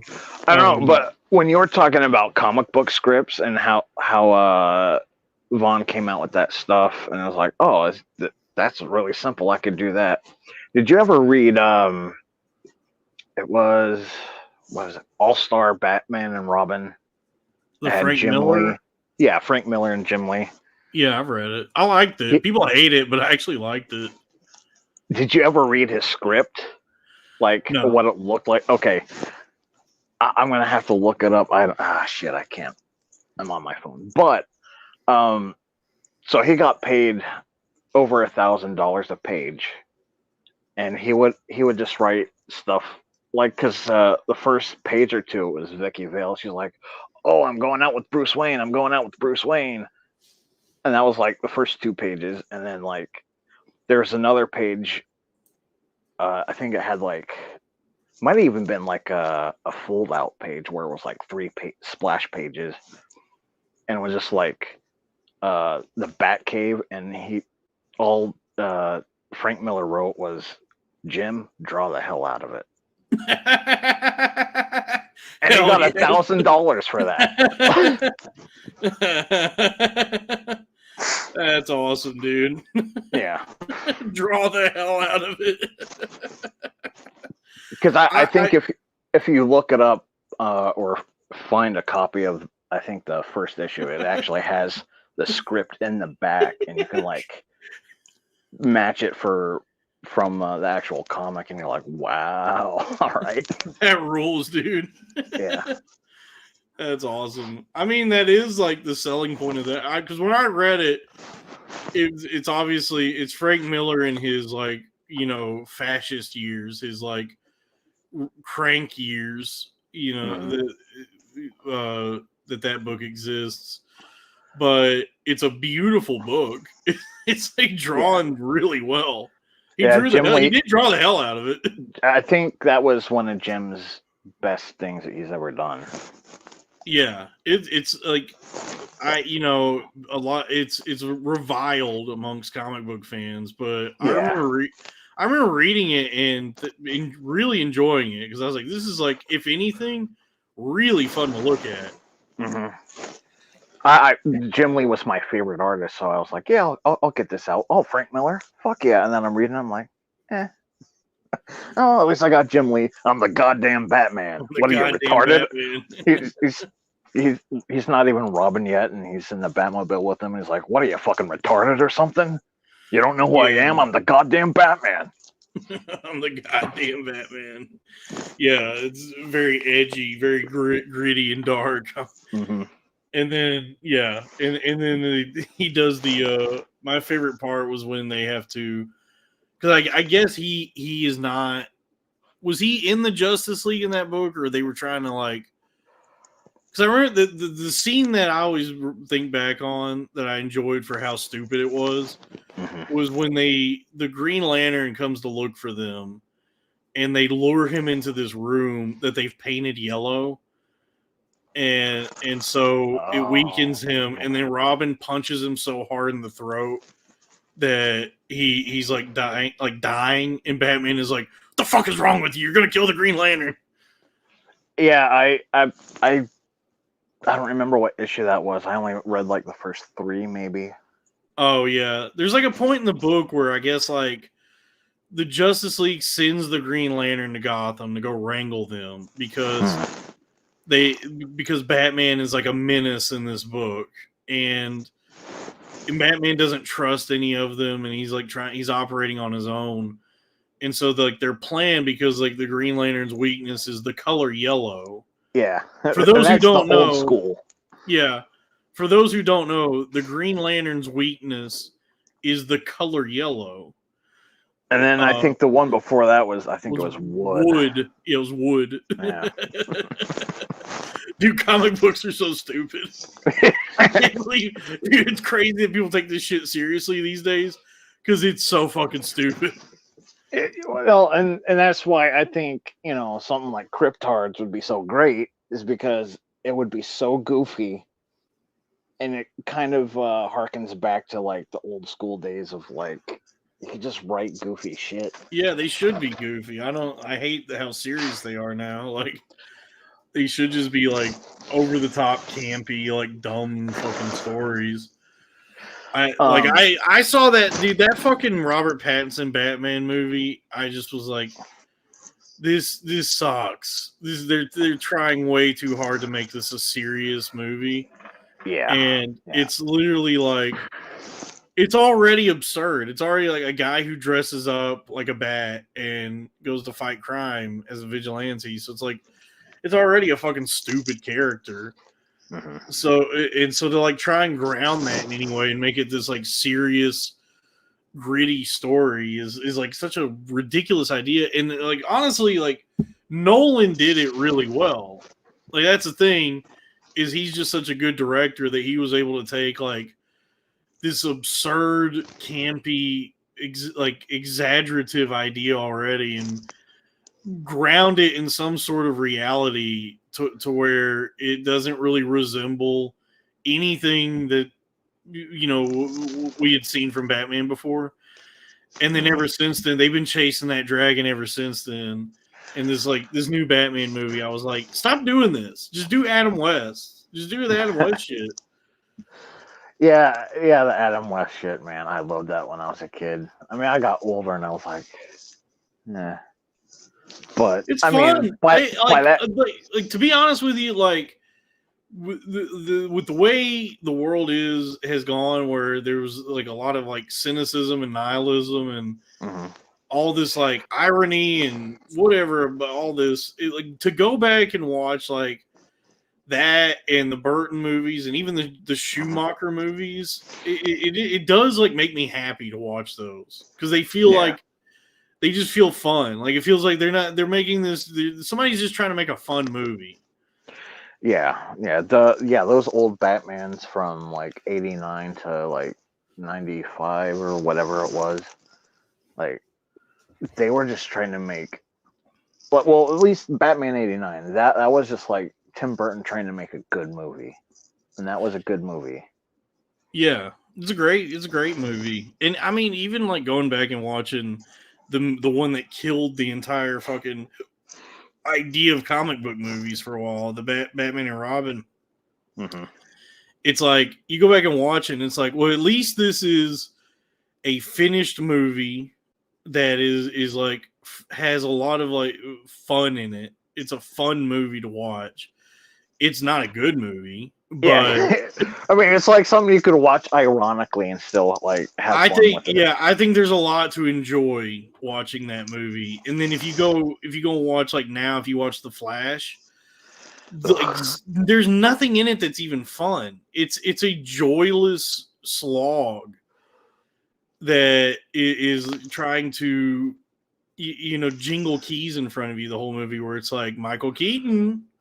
You like Michael Keaton, don't you? Well, they're trying to distract you that what's his name, Miller, that kid that played the Flash, like he Ezra Miller. He choked a pregnant bitch. He choke slammed her, and that just like people stopped talking about it. There was one joke in that movie that I liked. There was one thing in that movie that I liked, was that in the alternate universe, Eric Stoltz was Marty McFly. Oh. Nice. So there's a joke that somebody has a Back to the Future tattoo, and it's Eric Stoltz as Marty McFly, and the Flash is like, no, Michael J. Fox is Marty McFly, and they go, what are you talking about? It's Eric Stoltz. And so I was like, okay, I like that. That's fun. And I could only imagine what the movie would have turned out with him, like, because I know they started filming, but then they were like, nah, this guy ain't working. It probably would have been good if it was actually a Flash movie. The Flash is like the movie's burdened by Batman and Supergirl and Zod and all these other like all this other shit that is fucking, that exist in the same world as the Flash and would be like good for like a Justice League movie, but as a solo, what is supposed to be like a movie for the Flash, it's like, well, damn, he really has to share this with a lot of fucking other shit. Yeah, that really has become a crutch, and that was a problem that a lot of people said that Spider-Man 3 suffered from. It's like, got too many villains going on. You're introducing characters that which Spider-Man don't really 3? Need to. Oh, Tobey Maguire. Oh yeah, Venom and Sandman and whoever else was in. But I mean, at least those were contained. I mean, it was still Spider-Man. It's like, yeah. Now everything is interconnected, and nobody even really. It's just every movie's a commercial for the next movie. And it's like, if you didn't watch the other 47 movies, you're not going to understand this next one coming up. And yeah, they're like, hey, look at all these characters we got. Let's just cram them in there. Yeah. It was cool at first, but like now it's just.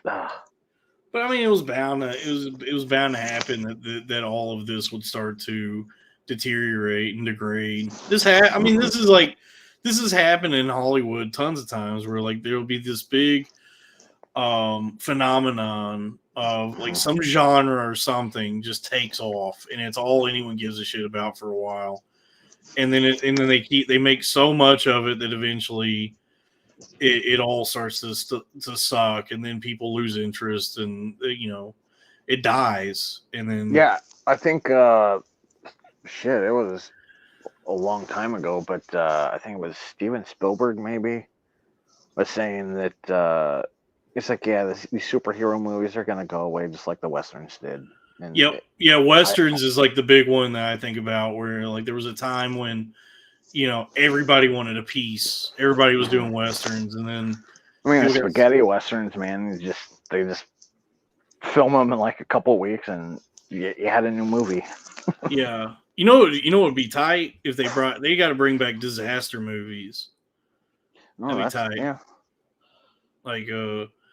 Like big apocalyptic, like Armageddon, those kinds of movies. That'd be cool. And like good lampooning movies that just make like Dracula Dead and Loving It, or like The Naked Gun. Oh yeah, that'd be fun. Well, or just good comedies. Yeah, good comedies at all. Yeah, like the first. I mean, like the first Hangover. That was. I mean, that was a fucking. You couldn't. Everybody was obsessed with the first Hangover, and Step Brothers, and they're Tropic Thunder, and now the best comedies are not comedies. It's like something else that just happens to be funny. Yeah, I don't know. Hollywood's lost its magic. Oh yeah, the whole entertainment industry is just falling apart in front of us. It's like Gina Carano's doing Disney now. Yeah, that whole industry. There is a chance. There might be a chance that whole fucking industry collapses, because like they can't. I don't see how it's tenable that these studios are gonna like put out these like $300 million movies that nobody watches. I don't see how you could keep doing that. Like that movie that's coming out, that Sony Marvel movie, the Spider-Man spin-off movie or whatever it is, that Madam Web. Oh yeah, It's like that's gonna fucking bankrupt them. There's nobody is gonna go see that. Yeah, I don't know what these people are thinking, and you know what people I'm talking about, Hollywood. I know what you mean. Yamaha, bro. I know what you mean. See what I'm doing here? I know what you mean. Those are angel horns.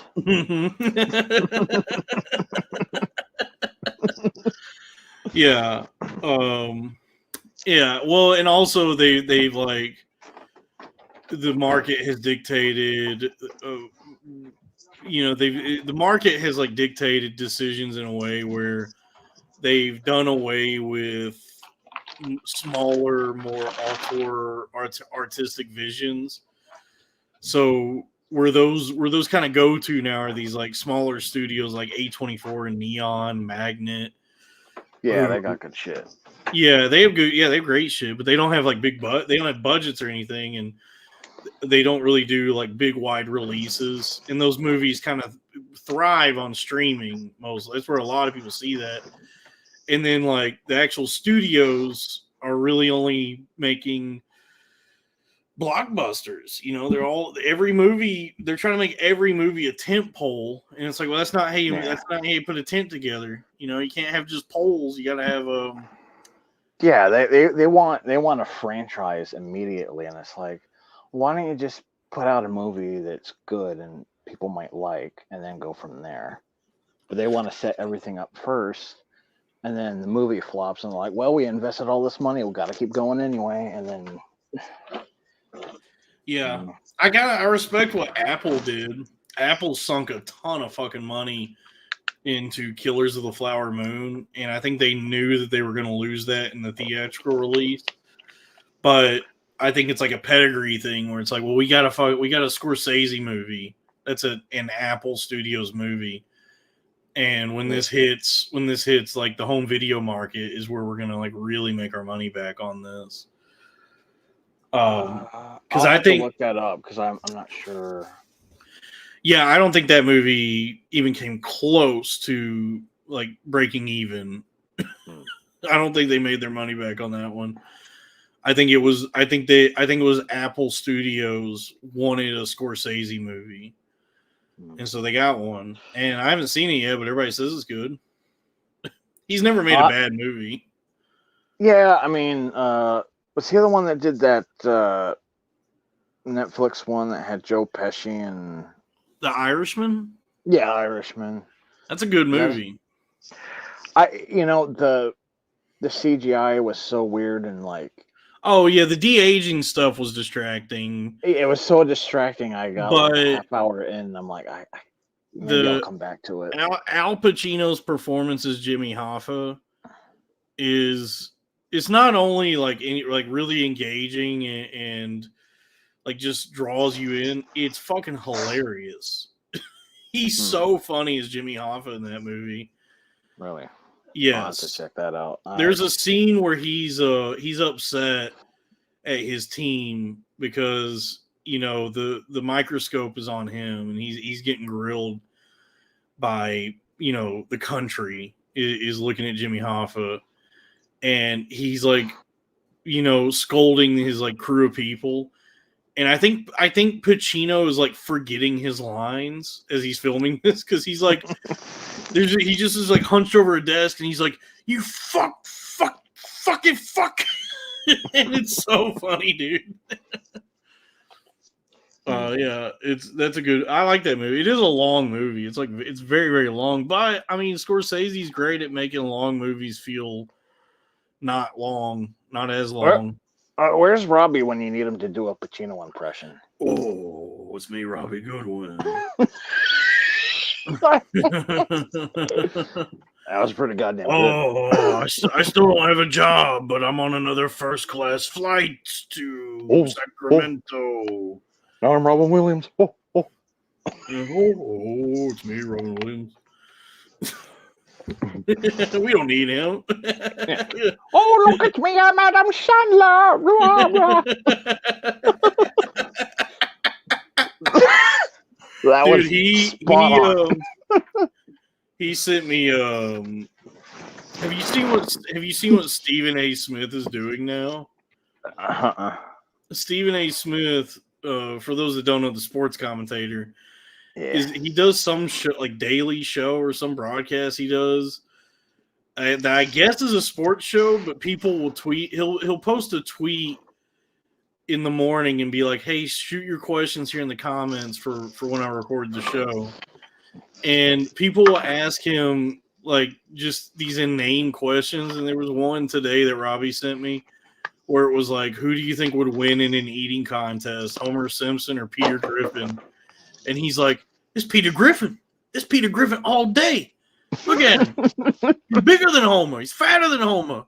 What you talking about? Peter Griffin gonna win that eating contest." It was like that. And I told Robbie, I was like, "Damn, dude, it rules that he's just doing your impression of him." Just like riffs that we would have about like, what if Stephen A. Smith talked about this? Is he's just doing that now? That's funny. Yeah, that's what. I don't know because I'm not on Twitter, but that's what OJ should be doing. Questions from my followers, and I'll answer them. Oh no, he does that. Oh, does he? Okay, OJ does do that every now and then. Yeah, OJ does not tweet. Every now and then, he just posts a video. Yes, that's what I've seen. Is like he'll post something like, "I can't believe it, the Bills, man, they blew it. The coach, yeah." Anyway, peace, guys. Yeah, and then there's times when OJ will post a cryptic video alluding to the fact that he might have done it. I gotta get back on Twitter, bro. That sounds like I'm missing out. Yo, dude, Elon's Twitter is awesome. Elon's Twitter is old school internet. It's just trolls and bullies and racists. It's fucking awesome. I'm not on Twitter, but I will go on Knitter. That's T YouTube. I use T's Knitter. Yes. But what were you saying? Oh yeah. So I've been seeing the F slur a lot. It's back in a big way on Twitter. Yeah. Yeah, Twitter has like gotten really racist lately. It's gotten real racist. It's gotten real sexist. It's gotten real homophobic. There's like a lot of accounts that have popped up.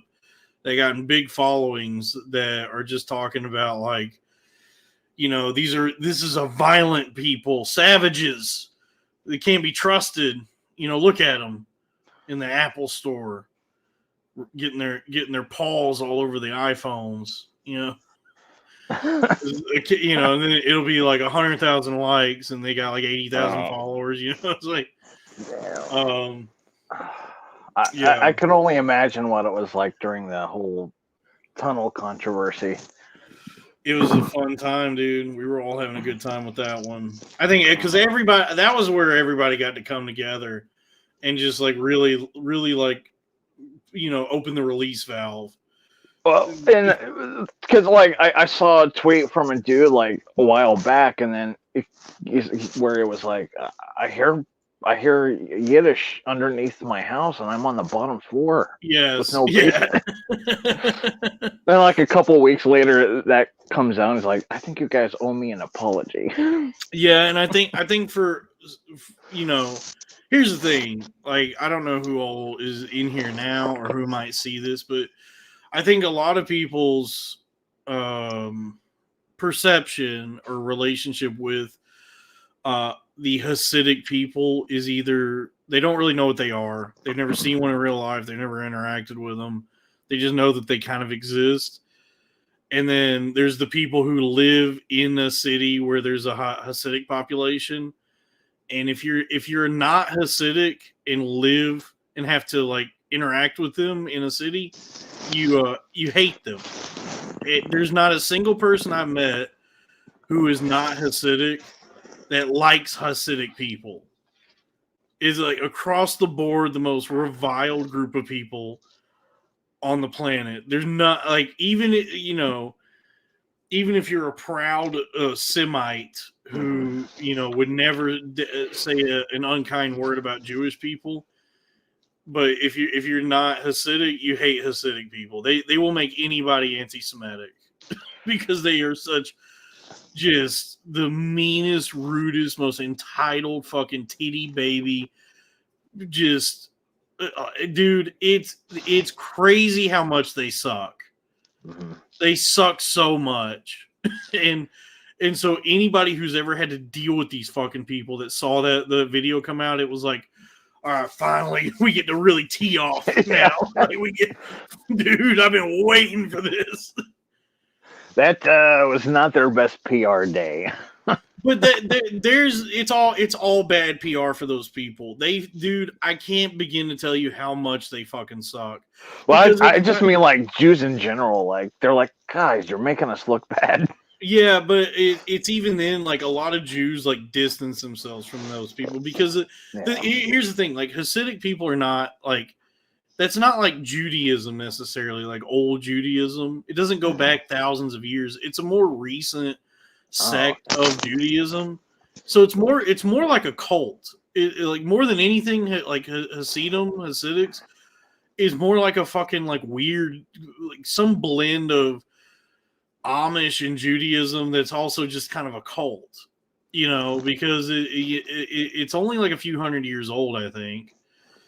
Like whatever Hasidim is, and they have just this bizarre set of rules, and they exist as a tribe. So it's like if you're not of that tribe, they are so fucking rude to anyone who's not a Hasidic person. They're mean as shit, and they're entitled, and they just do whatever they want whenever they want. all the time. They have never suffered any consequences or repercussions for anything they've ever done, and they just get to do whatever they want because it's a religious thing, you know. So nobody ever interferes with them. That's why when you watch that video of the NYPD showing up at that synagogue, that's why they were so comfortable just like pitching the biggest fit ever about this and throwing shit and fighting the cops, because they've never had anyone tell them they can't do anything. This is the first time in probably 200 years that these people have been told that they can't do something. And yeah, so, they were literally like flipping benches and shit. Like, hey, what do you mean we can't dig tunnels? Get out of here, cops. Yeah, like when COVID hit, they were like, no, you can't. Mm-hmm. We're still just gonna do whatever we want. We're going to temple. There's gonna be 900 of us there, and we're all just gonna get sick. They're like, fuck you, we're gonna keep doing it. And then all the like weird like cultish religious stuff where it's like you got like adult men marrying like 14-year-old girls, and the moils with the brisses and the baby herpes, you know, I've heard of that. Oh yeah. And I mean, God forbid you ever have one of these fucking people as your landlord, because all they're gonna do is just fuck you. If you're renting an apartment from one of these people, just get ready to get fucked right in the ass, because they're not gonna fucking fix anything. They're never gonna answer your calls. They're never gonna talk to you. You call them, text them, they're never gonna talk to you. The only time they will talk to you and respond to anything you say to them is when they need money from you. That's all of a sudden they're on top of it. They're answering every text you're sending them and every phone call. Yeah. But if the heater's broken in the middle of January, nope, he's in Tel Aviv or something. I don't know. Like he's just not gonna fucking talk to me. And then they're always gonna find a way to absolutely fuck you out of your security deposit. You're not getting that back. It's like, dude, God damn, these people. And they stink. All right, the smell. You don't know the smell. They're wearing the heaviest wool cotton suits in the middle of July. They smell like dog shit, dude. I've only seen a few of those people a few times in my life. Thank God it wasn't like I didn't have to interact with them. It was just from a distance. Yeah. And I'm not saying that Hitler was a good guy. I'm just saying hear him out. Don't even get near that thought on YouTube, because YouTube is not monetizing anything that I'm doing. My bad. Delete that. Delete that, Jamie. Jules? But I think that was like when those videos hit the internet. I think for a lot of us, it was just like, finally, dude, we can let off some steam, because we've been waiting. To fucking... That was a little bit of a shock to my sister. Like, I had heard some stuff, but I had never seen, except for like the COVID shit where they were just like doing whatever, like not wearing masks, just congregating 1,000 of them together. Yeah. It's like a weird tribal cult, and there's no like, you know, there's no real way to intervene with any of the weird shit they do, because it's all like under the like guise of religion. Yeah, I mean, I guess it's not a guise. I guess they do believe it is their religion, but they get into some real weird shit, you know. But that's not like indicative of Judaism. That's just like that one sect. Like, yeah, it's like their weird insular culture that they've come up with. Yeah, I've got plenty of friends who are just Jewish, and they're just like kind of annoying, but they're not, you know. That's it. That's like the extent of their Judaism, is they're just like, I mean, they whine a little bit. Stop fucking complaining all the time, Jesus. You're gonna bitch about everything? God damn, duid. Yeah, that's about it, you know. I've watched South Park. I've seen Kyle's cousin. Yeah, well, I was thinking about that today. That's what's funny about Curb Your Enthusiasm, is like that is I think that is like the truest expression of like what a Jewish person is, because like to be for a guy like that to have achieved like all the wealth and success in the world, you know, but he still is just complaining about fucking everything. It's like, yeah, that's it. That's who they are. It doesn't matter how comfortable their lives are. They're gonna find a way to bitch about everything, dude. But it's endearing with him because he's, you know, it's Larry David. It's just fun. I don't recall. Did you cover the whole him beating up Elmo video that's going around? Yeah, you know, every now and then something happens where I go, "This is just truly a miracle." This is, you know, like God is blessing us on this day, because that was so funny. Because I knew when it happened, I was like, this is real. This is like this is not a bit that they're doing. This was not planned. This is not a sketch. Yeah, He's actually upset with Elmo right now. It's like I heard it like from a different context, because I heard that Will Wheaton got pissed off about it. Yeah, and that so was today. Yeah, Will Wheaton. And so I watched the video to like look for anything that was offensive, and like just the look on Larry's face, I'm like, yeah, this is a bit. He's smiling, and it was like very politely kind of like mashing in Elmo's face, and then he walks off. Yeah, but it wasn't. They didn't know he was going to do that. Yeah, it was completely like he's like, oh, this will be funny. Did you see his explanation? What he said? Because he said he did some interview where they asked him like, why did you attack Elmo, and he goes, he was just going on and on about like mental health or some shit. I was like, I couldn't take any more of this shit. It's like, I had to do something about it. Oh my god!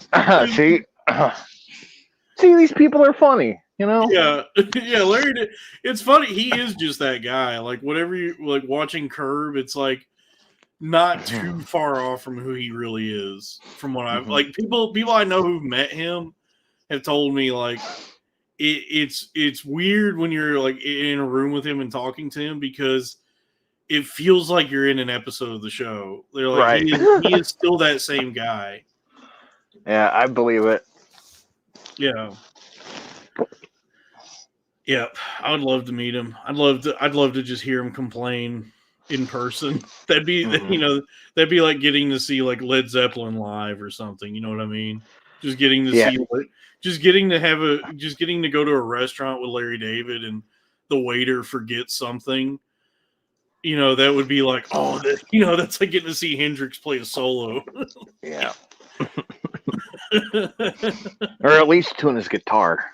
Yeah, something like that. You know, it's just like just getting to see him be annoyed at minor inconveniences would be on the same level as you know, getting to watch OJ, you know, as a running back, you know, prior to the murders, you know. Right. You get what I'm saying. But it's weird how, I don't know if it's a Jewish thing or a comedian thing or whatever it is about life, but how guys like him they just get to live forever, and they don't seem to decay as much as other people. Like he's like the season premiere just came out for Curb for this last season that he's doing, and he's very sharp and spry and doesn't seem to be slowing down. You know, like he's very there and very like present, and doesn't come across as like old. You know, he's like very youthful in his demeanor and like the way he acts.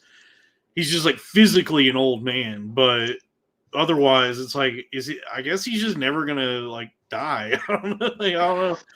Yeah, I'm always like, whenever I see someone who's like in their 70s or 80s and they come off so youthful, I'm like, how do you achieve this? I think it's there's people who like speculate on this, but I think like the people who actually follow their dreams or like have a passion in their life and are like getting to do that, it does something for you where it seems to add like longevity and youthfulness just your entire life. Because like, Mel Brooks is what, like 1,000 years old now. He actually is the 1,000-year-old man now, or and he, I don't think he's like making shit anymore, but you'll see him every now and then in an interview, and he's not senile. He seems to be still like there, very like youthful in spirit. Dick Van Dyke is another one. Do you? Because we were talking about comic books. Do you know who Mike Baron is? He wrote Nexus and the Badger. That sounds familiar. Anyway, like he's on YouTube sometimes, and like he looks quite old, but he's very, very sharp, and he still does like karate and shit. Oh, nice. And he's like 80 years old. It's crazy. Yeah. Life is weird, man. Because I've talked to people, a lot of people in my generation. Like I was talking to my co-host the other day, and he's only like 32, 33. And he was telling me, he said, we're old men now. And I go, speak for your fucking self, dude. Like, if you want to think that way. And he was like, it's not that I think that way. It's like, I got a family and responsibilities. And I go, it doesn't sound like you're old. It sounds like you're miserable. It sounds like you're aging yourself because you're not living the life you want to be living. You just sound like you're not having a good time. And so now, all your joints hurt and you have gout and all these like physical problems because you're not living you're not living your truth. You're not living the way you want to be living. You're living the way you think you're supposed to be living, but not, how you want to be living. I think you might have something there. I'm barely in my 40s, and I feel like I'm about 60. Yeah, I've seen it in my whole generation. Like a bunch of people talking about, like, I'm 35, it's over. I'm like, what? What? I don't know what this is. I don't like. I kind of am of the belief that you never stop feeling like a teenager. You know what I mean? Like, I try not to like talk about my actual age too much. I don't like really like saying how old I am or getting into the particulars of it, just for the fact that I don't feel that like I just never have felt like that any age other than like 14. Like I've just always felt, 14. And so like even as an adult, I look in the mirror and I can see that I'm aging, and I look at my ID and I'm like, oh, I'm that old now, huh? But it doesn't register with me as like anything, because I'm like, no, I never stopped being a kid, at least in my mind, Yeah, and I like physically up until the last few years, like I always look like I'm between 5 and 10 years younger. And now I'm seeing the forehead wrinkles. I'm getting gray hairs. I'm like, oh my God, I'm not young anymore. Yeah, that happens. But I mean, it's weird though, because like even though I can see, time taking its effect on me. To me, I'm like, well, I don't feel that. Like I still am like, in my mind, I'm like, I like cartoons. I like playing with my penis. I like joking around with my friends. Like I don't, like I just don't feel like I don't know why anybody wants to be an adult. Well, when you're younger, you think you do, because you're like, oh, you guys get to do everything, and then it's like, oh, never mind. I want back as a kid.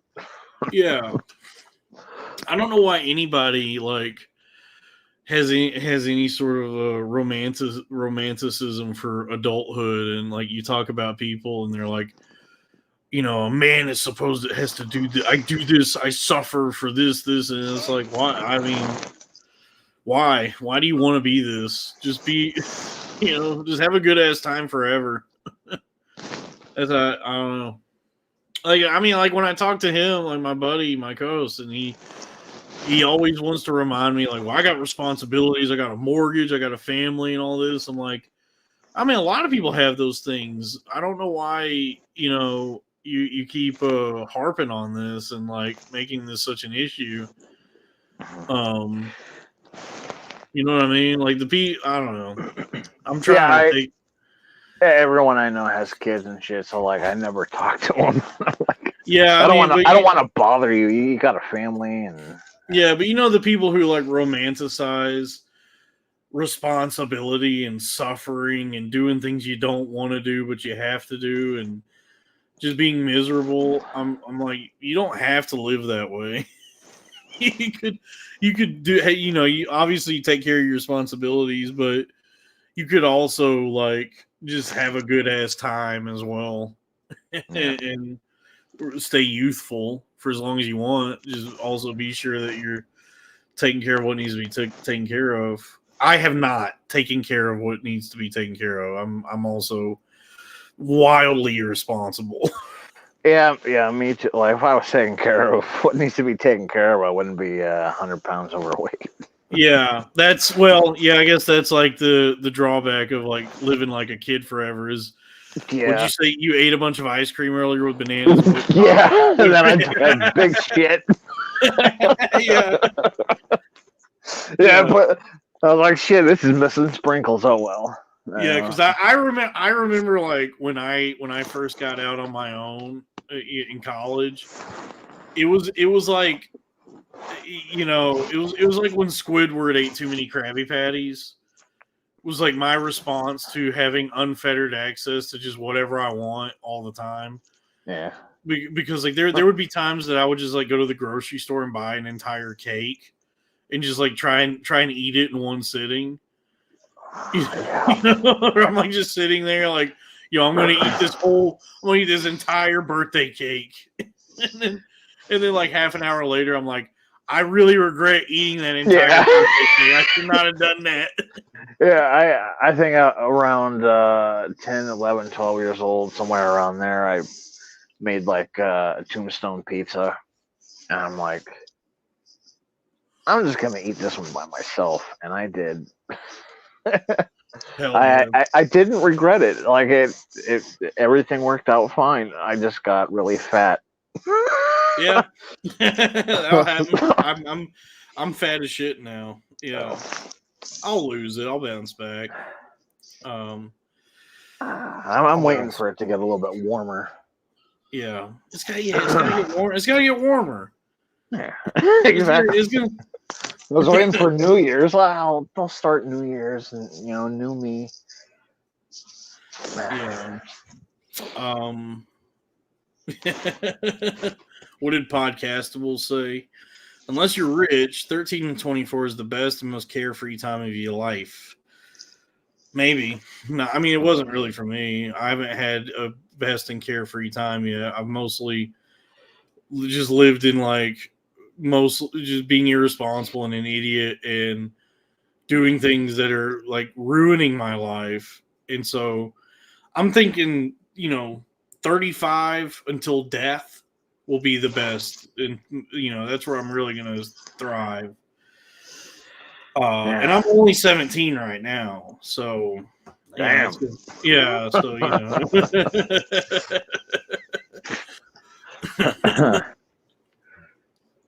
Woo, that's a hard 17 years. It's a rough 17, but it ain't a bad 30. Yeah. if I were 30. Right. Whatever. But the thing is, you could turn it around any time. It takes some work. That's true. A little effort. Gotta get the vision board and set some goals and work toward them every day. Hey, speak for yourself, Podcastables. You're dwelling on the things you wish you did but never did. I'm doing them. I'm actively working toward doing the things I want to do. And anyone can do that. I encourage everybody, You know, if you got a family, leave them and go follow your dreams. Yeah. If you don't have a family, get one so you can leave them to go follow your dreams. Do you know how many guys start a family and they say, you know what, fuck you, I'm gay, and they just leave? Exactly. Be gay. Everybody be gay. Go ahead, be gay. Tropics wants to know, are you a virgin? Yep. Never had sex. I've never had sex. So I'm saving myself for my wife. I mean, I'm not a virgin, but it's been a minute. It's been a minute. Yeah. It's been my entire life. Actually, no, it's been my entire life. I'm a virgin. There's no way. No freaking way. Me? Yeah. Yep. Look at me. You think a guy that looks like me has had sex? Absolutely. No. I mean, look at me. I'm a fucking angry toe wearing a pussy hat. we You need think to, women just run up to me and throw their panties at me? I will say this. I've never had sex. I will say this. I do think there should be like a concerted effort made to like destigmatize being a virgin, because I do think like that's the last frontier of acceptance is virginity. And more than anything, like gun control or whatever, if you could just like get everybody to be cool with being a virgin, you probably would cut down on mass shootings. You know what I mean? Like if it was more accepted and there wasn't as much of a stigma to being like a virgin, to not like just not getting pussy, then there probably would be less guys who were inclined to like grab a gun and take it to school with them, because they wouldn't feel so like lesser than and cast out from like what everyone else is up to. You know what I mean? Like it's that like pariah feeling where it's like, well, fuck, dude, like nobody wants to fuck me, and everybody's telling me that like this is the only thing that gives my life value apparently is if I can get pussy, and I'm not getting any. And so you start like feeling, you're going crazy with like all these feelings of inadequacy. And then it's like, you know what? If I must suffer, then they must suffer. Yeah, there's got to be a lot of that going on. Yeah, so I feel like, like most of the school shooters do look like they're virgins. Yeah, and so if you could just destigmatize it, like just be like, yeah, and you know what? Actually, it's cool. It's actually cool to be a virgin. Go like, you know what? Instead of buying a gun, how about you buy a bunch of Warhammer 40K figurines? Have you tried that? Have you thought of that instead of getting a gun, getting into Warhammer? Something like that. Get some paints, paint But them up. you do get what I'm saying, though, right? That like everything has been accepted. Gay, trans, non-binary, all that, and the only thing that still has a big stink on it is not getting pussy.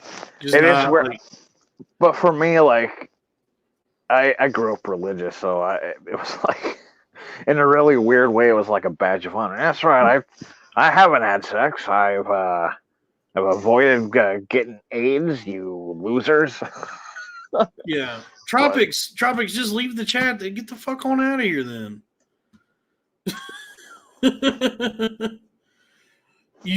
I don't like this. Here's the thing, though. I don't like this. He said this sounds like a shit ton of cope. I don't mean to be in this chat to be a dickhead, but you're hard fucking coping right now. Don't say that. You said I don't mean to be in this chat to be a dickhead. You do mean to be in this chat to be. You're being a dickhead in that statement. You can't qualify a dickhead statement with I don't mean to do the thing I'm doing right now. If you're gonna be a dickhead, be a dickhead. Don't be a pussy about it, you fucking bitch. If you think I'm coping, step into the fucking room with us in the arena of the mind and actually talk to me, bitch. You fucking pussy. You want to come into my house, talk to me this way? I ain't had sex. I'll sleep with you. I mean, not sex. I'll cuddle. Yeah. I hate that shit. Say what you want to fucking say. More than anything, just say what you want to fucking say. Don't dress it up with this fucking bullshit where it's like I don't mean to do the thing I'm doing. But I'm doing it anyway. It's like no, just be bold. Fortune favors the bold. And that's what they say. And so you know, you get what I'm saying, right? When people qualify their statements with, "Hey, not trying to do this, but I am doing this," it's like, well, then don't try and soften the blow with some bullshit like that. Just do what you're gonna do. Just say exactly what you fucking mean, the way you want to say it, and don't try and make it seem like you're like more virtuous or caring or in any way give a shit. You know what I mean? Be a fucking man. Folks, be a man. Be a man. Be a man. Don't be a girl. No girls Be a allowed. Be a manly man. Be men together. No girls allowed, just men. Yeah, manly men. Did I hire a Russian working girl once? No. I made it up. Made that up. Ain't nothing wrong with being a virgin. I never had sex. I have never had sex in the last 7 years. So Hell yeah, brother. You're yeah, basically born again.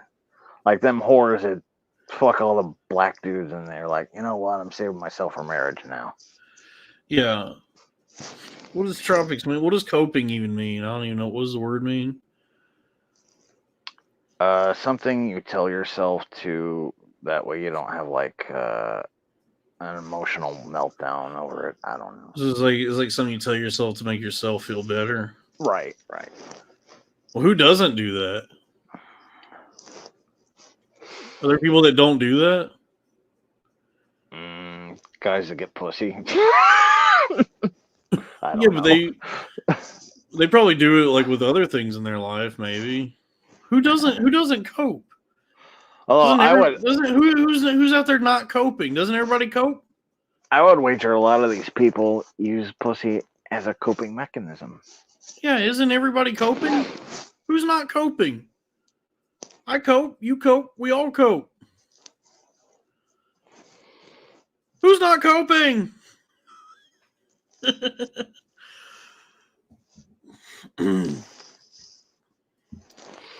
Tropic says he doesn't. He said I don't fucking cope. You cope. Tropics, I'm willing to bet there's aspects, there's things in there's parts of your life in which you cope. You cope. You cope, Tropics. You cope. We all cope. There's nobody not coping somehow. And if you're not coping, that kind of circles all the way back to like the first thing you were talking about is talking to a therapist. Like, they'll help you cope. They'll help you cope. Hey, look, a therapist will help you cope. Going to therapy, It's coping. So you gotta cope. Everybody's gotta cope. You gotta cope. Coca-Cola. Coca-Cola.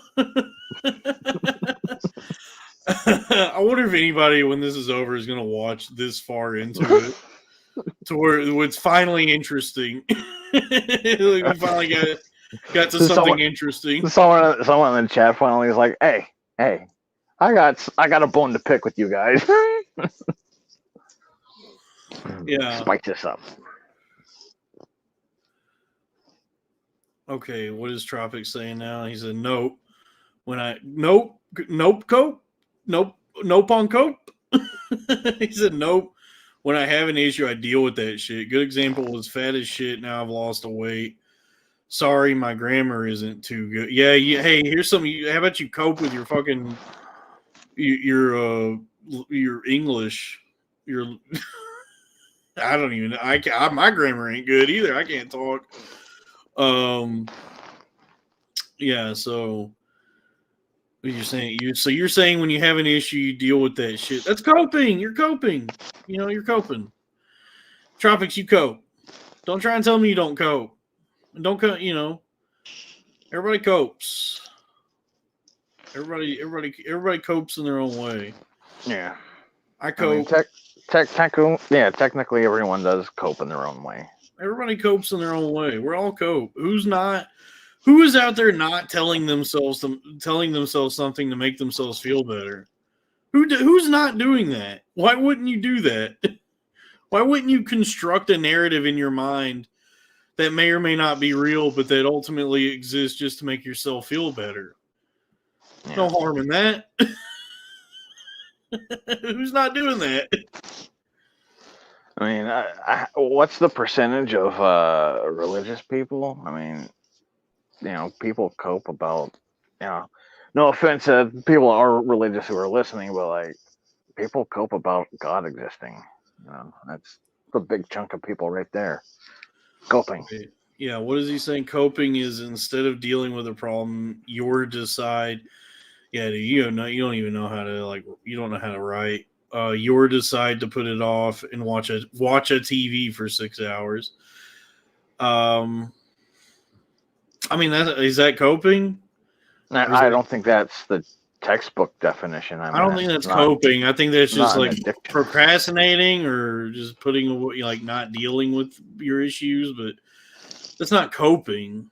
What is coping? Hold on, let's look up the actual definition. Here, Yeah, what? A good place to start would be to look up the actual definition of coping. What is coping? Coping is defined as the thoughts and behaviors mobilized to manage internal and external stressful situations. It is a term used distinctively for conscious and voluntary mobilization of acts different from defense mechanisms that are subconscious or unconscious adaptive responses, both of which aim to reduce or... Oh, wait, there's more in... hold on. Let's see. Let me get the Webster's definition. Coping. The covering course of a wall, usually with a sloping top. No, that's the noun. Well, Podcastables says, "Isn't it when you're wrong and believe you're right?" That's kind of the modern internet definition of it. Yeah, what is actually coping? Here's the Wikipedia, folks. It's me, Destiny. I'm reading a Wikipedia article.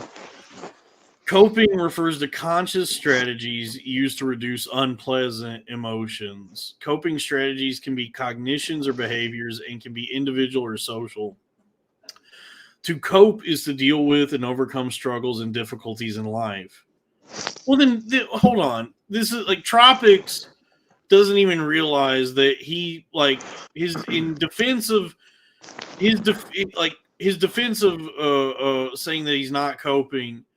And what he said he's actually doing is the definition of coping, that he's dealing with his struggles. He's coping. It is a way for people to maintain their mental and emotional well-being.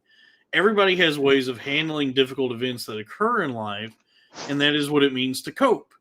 Coping can be healthy and productive or destructive and unhealthy. Ooh, yin-yang. It is recommended that an individual cope in ways that will be beneficial and healthy. Managing your stress well can help you feel better physically and psychologically, and it can impact your ability to perform your best. So, I mean, everybody copes. Everybody copes. Yeah, but I mean, Tropics, you're applying the negative connotation to coping only. There's also positive coping mechanisms. So, I don't... Yeah, it doesn't matter what you do. It's just dealing with any kind of emotional shit.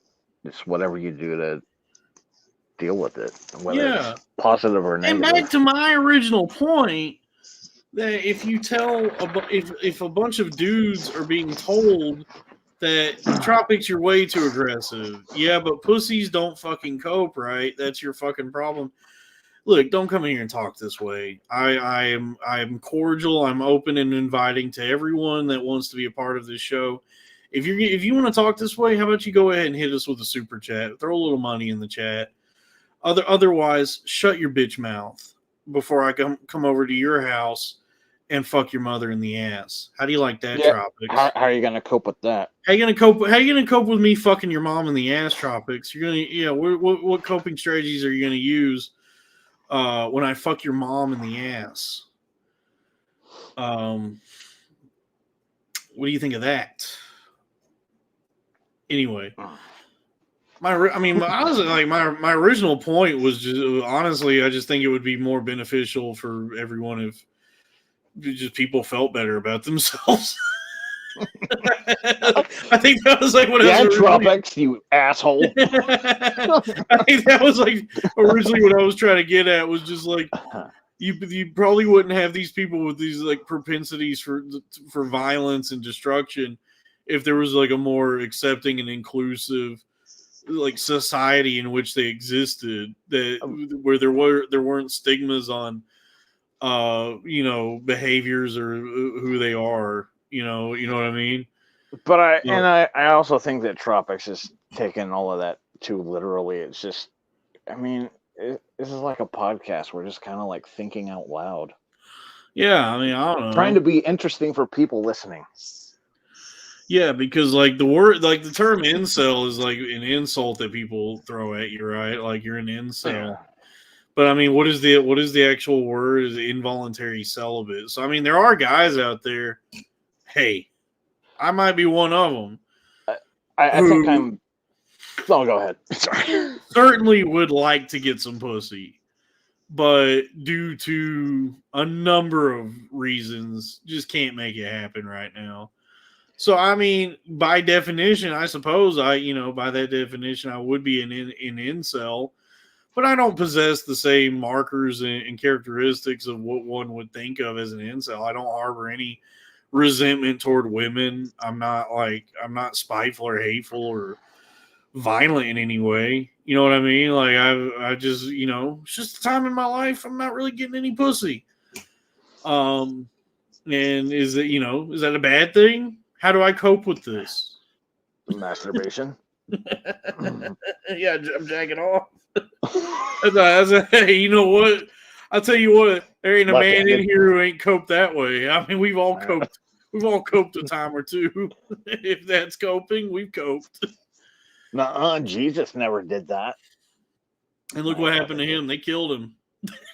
They killed him, dude. You will masturbate. No, my father said it's bad. Daddy told me not to. All right, get the nails. Yeah. I'm going to teach this guy a lesson. Yeah. I think we're in it's just that we're dealing with the growing pains right now because like the media and technology have opened the world up in a way to like we all kind of exist in like a digital version of Deadwood. Like you ever watch Deadwood? I saw the first episode. For whatever reason, it didn't grab me. So it's good. It's very good. So Deadwood is about like the forming of a society. It's like this new West.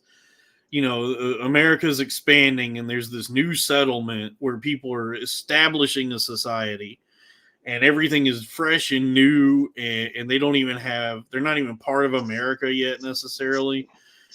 And so they're just like trying to like settle, and it's like without form, it's void and without form. Like out the main protagonist / antagonist is Al Swearingen, and he runs the bar / casino / brothel.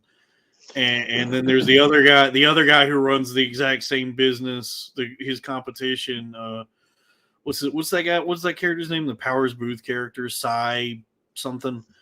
But anyway, so it's like this upstart society that's dealing with like the growing pains of trying to connect with each other and form like an actual community. But like in that, there's also just all this like chaos and scheming and people fucking each other over, and criminals and hookers, and it's just, it's just a fucking mess. But at its core, it's like people who do want to like build a community. And it's the Old West, right? Mm-hmm. And so now, rather than physical westward expansion of the United States, it's more of a digital westward expansion of humanity in general, where we have all this like new pasture that we got to go explore and stake our claim in, and it's just all dead. It's like Deadwood right now. It's just a bunch of people all like trying to figure out how to make things work in this new uncharted territory. And like, there's some good hombres, there's some bad hombres, and there's all the hombres in between. And and it's very like the growing pains of that. And then I think like over time we'll be able to we'll have a more man, I'm losing my train of thought here. I'm losing it. Do you get where I'm going with this? No, because I'm my ADHD is going off because it's 4 a.m. Oh yeah. Anyway, yeah, I guess everybody knows what I'm trying to say. I hope it's like it's just like the media and technology and Twitter, all this like new, all this stuff is so fresh and new for us, and we're all just like exploring this new territory.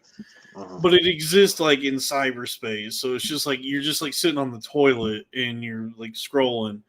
But these like all of this has like an actual like real world effect on you. Like it's getting you riled up, or it's like making you feel isolated, or it's connecting you to something. And I think everybody's just trying to figure out how to form a community with like the way the world is opened up and we're all interconnected now. We're dealing with like a similar thing to where it's like what happens when just this hodgepodge of people come together to build a town together. And now, but now instead of like a town in the Old West, it's the earth, the whole earth. Yeah, and it's sort of like because a lot of it's just like you're saying, the internet. So it's also that in and of itself being sort of almost like virtual because you're not face to face. It's like Jamiroquai says, virtual insanity. Yeah. Yeah. It sucks that Powers Booth died. And Jeffrey Jones still got to be in the movie. You know who Jeffrey Jones is?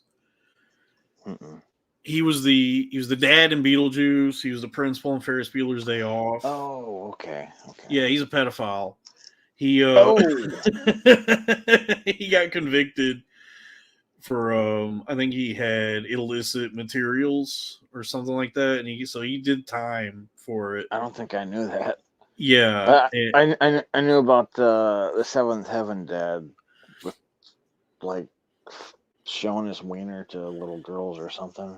Oh, I don't know. But Jeffrey Jones got convicted a little time, and his career in the entertainment industry is pretty much over because of that. But he was in Deadwood. He was in the 3 seasons that they did of Deadwood as the like newspaper man in the town. And in the time between the show and the movie, he gets convicted and goes to prison for being naughty. And then but he's out of prison by the time they're talking about doing this movie. And so the movie comes out and he's in the fucking movie. Like they still brought him back for the movie. So I don't think he has any lines. I don't think they give him much to do, but he's in the movie for sure. I'm gonna have to go down a rabbit hole looking at that because that's news to me, dude. Yeah. Well, because they're doing. I guess Tim Burton is making Beetlejuice 2, and he's not going to be in it. And so there was this article that came out the other day that was like, this is how they're going. The explanation for why the dad is not going to be in the movie, and he just said, "Oh yeah, he's dead," and everybody goes, "That doesn't work for a Beetlejuice movie." We were like, there's a lot of dead people in these movies. Yeah, because then they're gonna be like, "Oh, well, I want to communicate with the dead." Yeah, it's like Let's literally communicate like with my dead dad. most other movies, you could just kill the character off screen, and that's a good enough explanation. But for a movie where like half of the characters are ghosts, Yeah, it's like, well, it doesn't really. Is he like double dead? Did he get? yeah. Yeah, I mean, Yeah. it might like honestly, like it might be interesting, like if he's like he died and then he got eaten by a sandworm or something, like he, there you go. you know, Like Dragon Ball Z, or I could be fucking this up, but like, if you die when you're already dead, did you like never exist? oh, I don't know. whoa. What is Tropics? See, now we're getting at the heart of what Tropics is and what he's doing. He just wants attention. We all just want attention. We're all just babies clamoring for our mama's titty, so to speak. Because he's We making. we were ignoring it. We were having a conversation, dude. We're having a conversation. We're just chit chatting, and then he's in the chat. He's like, "So you're ignoring me now?" And then Podcast will say the in general. Who's the in general? In general. I don't know who like in general, like, oh, okay, instead of in general, it's the in general, and it's, I get it. I get it. Okay. You fought for the North. You want to debate with me, Tropics? I don't debate what? What are we debating? Why do we have to debate anything? Yeah, it's funny because he's like saying, "Oh, you're streaming about virginity," and like, yeah, you named your stream that, but we literally just started talking about it. Yeah, I just named the stream. 2.5 hours in. Like honestly, I name things different names just to play with the algorithm to see like if it'll attract anybody new or whatever. And I guess it worked. I don't know. I don't know. I don't know how any of this works. So I just try to come up with like weird names for things to see, like titles. Yeah, just to see like what it does with the algorithm. Yeah, that's it. Man, I just named it that to see if it would get honestly, to get somebody like you in here. Yeah. Like, it worked. But yeah, because like, yeah, I mean, I'm not even mad. It's just like, it did spark a little bit of back and forth in the chat. I like interacting with the chat. Yeah, chat. What do we think? Chat. Chat one, chat two. The live streams are fun in that way. Like just having the chat to bounce off of. Like I can do. It's different than like doing a solo podcast, I guess, because like doing a live stream like this, like I'm aware that I'm being watched. Yeah. So it's like the way I do this is different than like if I do a solo show, like where I'm just recording myself. So it's more fun, if I'm live streaming like this, to have an active chat and to have someone like you pop in and call in like this.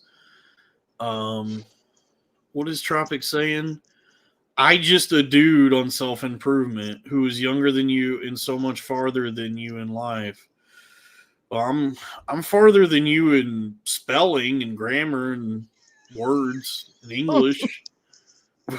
I'll tell you that goddamn much, dude. You type like an immigrant toddler, like a Pakistani toddler.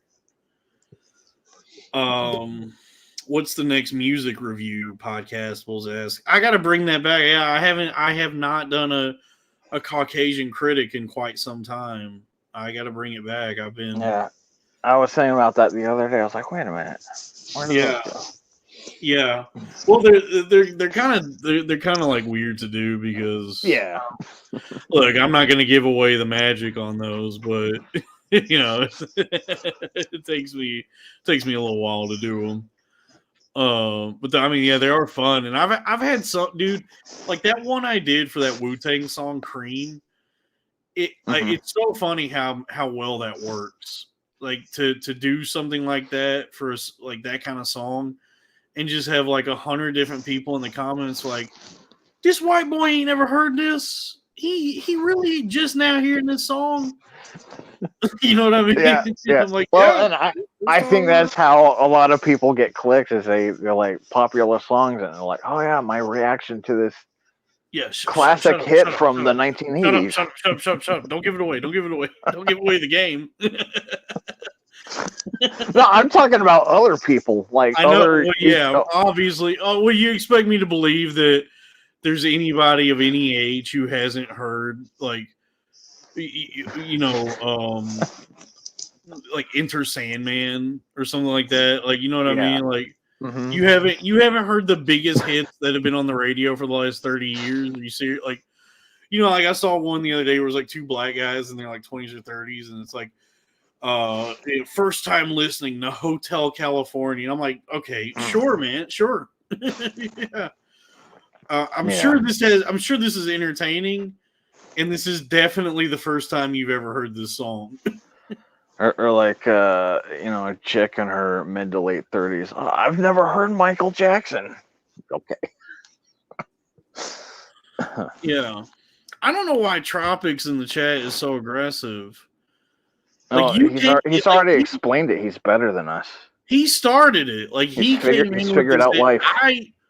I matched his energy and then elevated it, you know, to because now we're in the arena together. But he started this because I was trying to deliver a positive message about just accepting yourself for who you are. Maybe we should all be a little kinder toward one another. Was ultimately what I was getting at. And then he came in and was talking about like, you know, I don't mean to be a dickhead, but it sounds like you're just fucking coping. And I'm like, whoa, where's this coming from? What did I do? For the record, I actually like immigrant toddlers because the toddlers, like, they don't know any better. Yeah, toddlers are nice. They're you know, they're the innocence. You know, that's the innocence. It's not like you know. So it's kind of a compliment, really.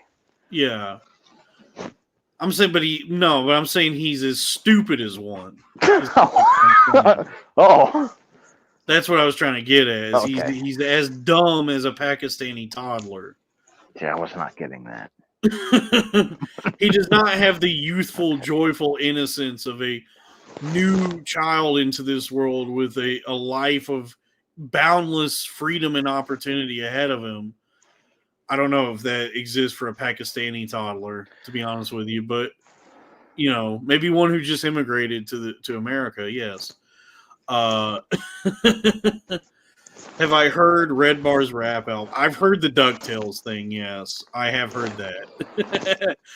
I've heard it a bunch of times. I've listened to it quite a few times. It really made me laugh. Oh yes, I've heard that. I heard Ben Shapiro rapping. Ooh. Oh yeah, the facts. That was rough. Yeah. So wait, what did Traffic say? You don't fucking matter or care about what I say, and because it's late as shit.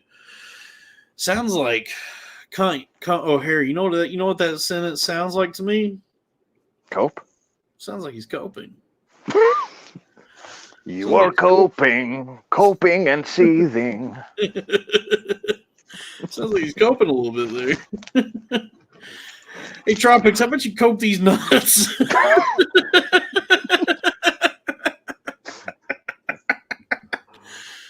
Oh man, I'll just take it from anybody. you know what? This live stream was a bit like a diesel engine. It took a little while to get it warmed up, but we're chugging along, dude. A little engine that could.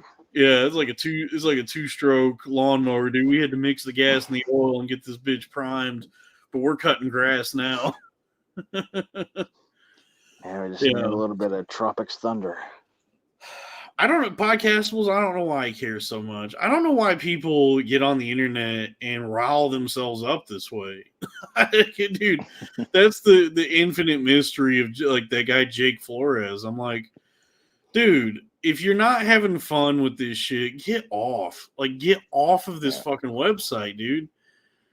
because is not like it does not behoove you to just come here every day, like day in and day out, and complain and make yourself upset about nothing. It's like I make money on Twitter, like just posting. I make nothing substantial, but I make enough money to that pays for the subscription, like the premium thing. I make that money back, and then like on top of that, I make a little profit. So like, but it's only because I'm having a good ass time posting. Like I'm just like treating it like I'm having fun. So it like, when something hits, it hits well enough that it makes money for me. But he's a guy, and there's like tons of guys like this who just go on to Twitter to like spread like bile, to like piss and bitch and moan, and then get into like fights with people. And it's like, well, you're losing, because the only way to get into a fight on Twitter effectively is to be a troll. You can't take the fight seriously. Yeah. You're supposed to be trolling and just having fun with it. Yeah, I'm not going to Twitter to try and make myself upset. Yeah, if you're not having fun on the internet, like, yeah, turn it off. Just turn it off. He said something today. I commented on it where he was like, because he's been going off like about Shane getting to host SNL about like whatever chuds or whatever the fuck he's talking about. And he said something today where he's like, I got all these guys in my replies that blah blah blah, and he was like, I'm gonna have to start muting people because I need to be able to use this site. And I commented and I go, use it for what? You don't do anything productive on here. You have like, I told him, I was like, you have over 40,000 followers on this website, and wow. And I was like, and you're still bitching about like you're like trying to find a day job and not doing well and like whatever. And I'm like, if I had that following, like I would be making more money on the platform itself, and I would have like way more opportunities to get like more people to like subscribe to this channel and all the other shit I'm doing. I would be like making every effort to get people on my side and subscribing to my shit and being interested in what I do. If I had 40,000 followers, dude, I'd be cooking. And I'm cooking now with just like a little over 7,000 on Twitter.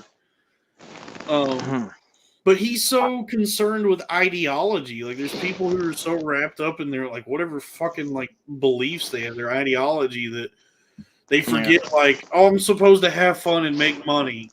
That's, like, the two main goals in life. Have fun, make money. And they're not doing either one of those things. And get bitches. Stop being a stupid fat virgin. Yeah. Yeah, this made me laugh. Podcast will said, man, if you just gym it once a day and get yourself a 6-figure job, you can turn it all around. It's easy, guys. Just get a 6-figure job. It sucks that that's still difficult to do. Like with how expensive everything is now, that the median income is not even close to 6 figures. Where it's like, no, a 6-figure job is still a lot of money, and it still is not enough to pay your bills. It's like this weird, crazy. We're living in a weird time where like making $100,000 a year is like such a milestone. It's like such an accomplishment that will not pay for anything. Mm-hmm. You're still not succeeding. That's got to be a benefit of not being in New York anymore. Shit's fucking expensive. I mean, whatever. You can survive. You'd be surprised on how little it takes to survive. It's just like, you're just scraping by. But depends on what your standards are. Yeah, there's that. My standards are not high at all. They're not even medium. They're low. Yeah. Standards. I mean, I will say, like, the old world is dead. I don't think there's a lot of chances for people to get in at a company and work their way up and develop any equity that way. I think the only real shot anyone has is be an influencer, content creator, media. I think the last vestige of any hope for anybody is media.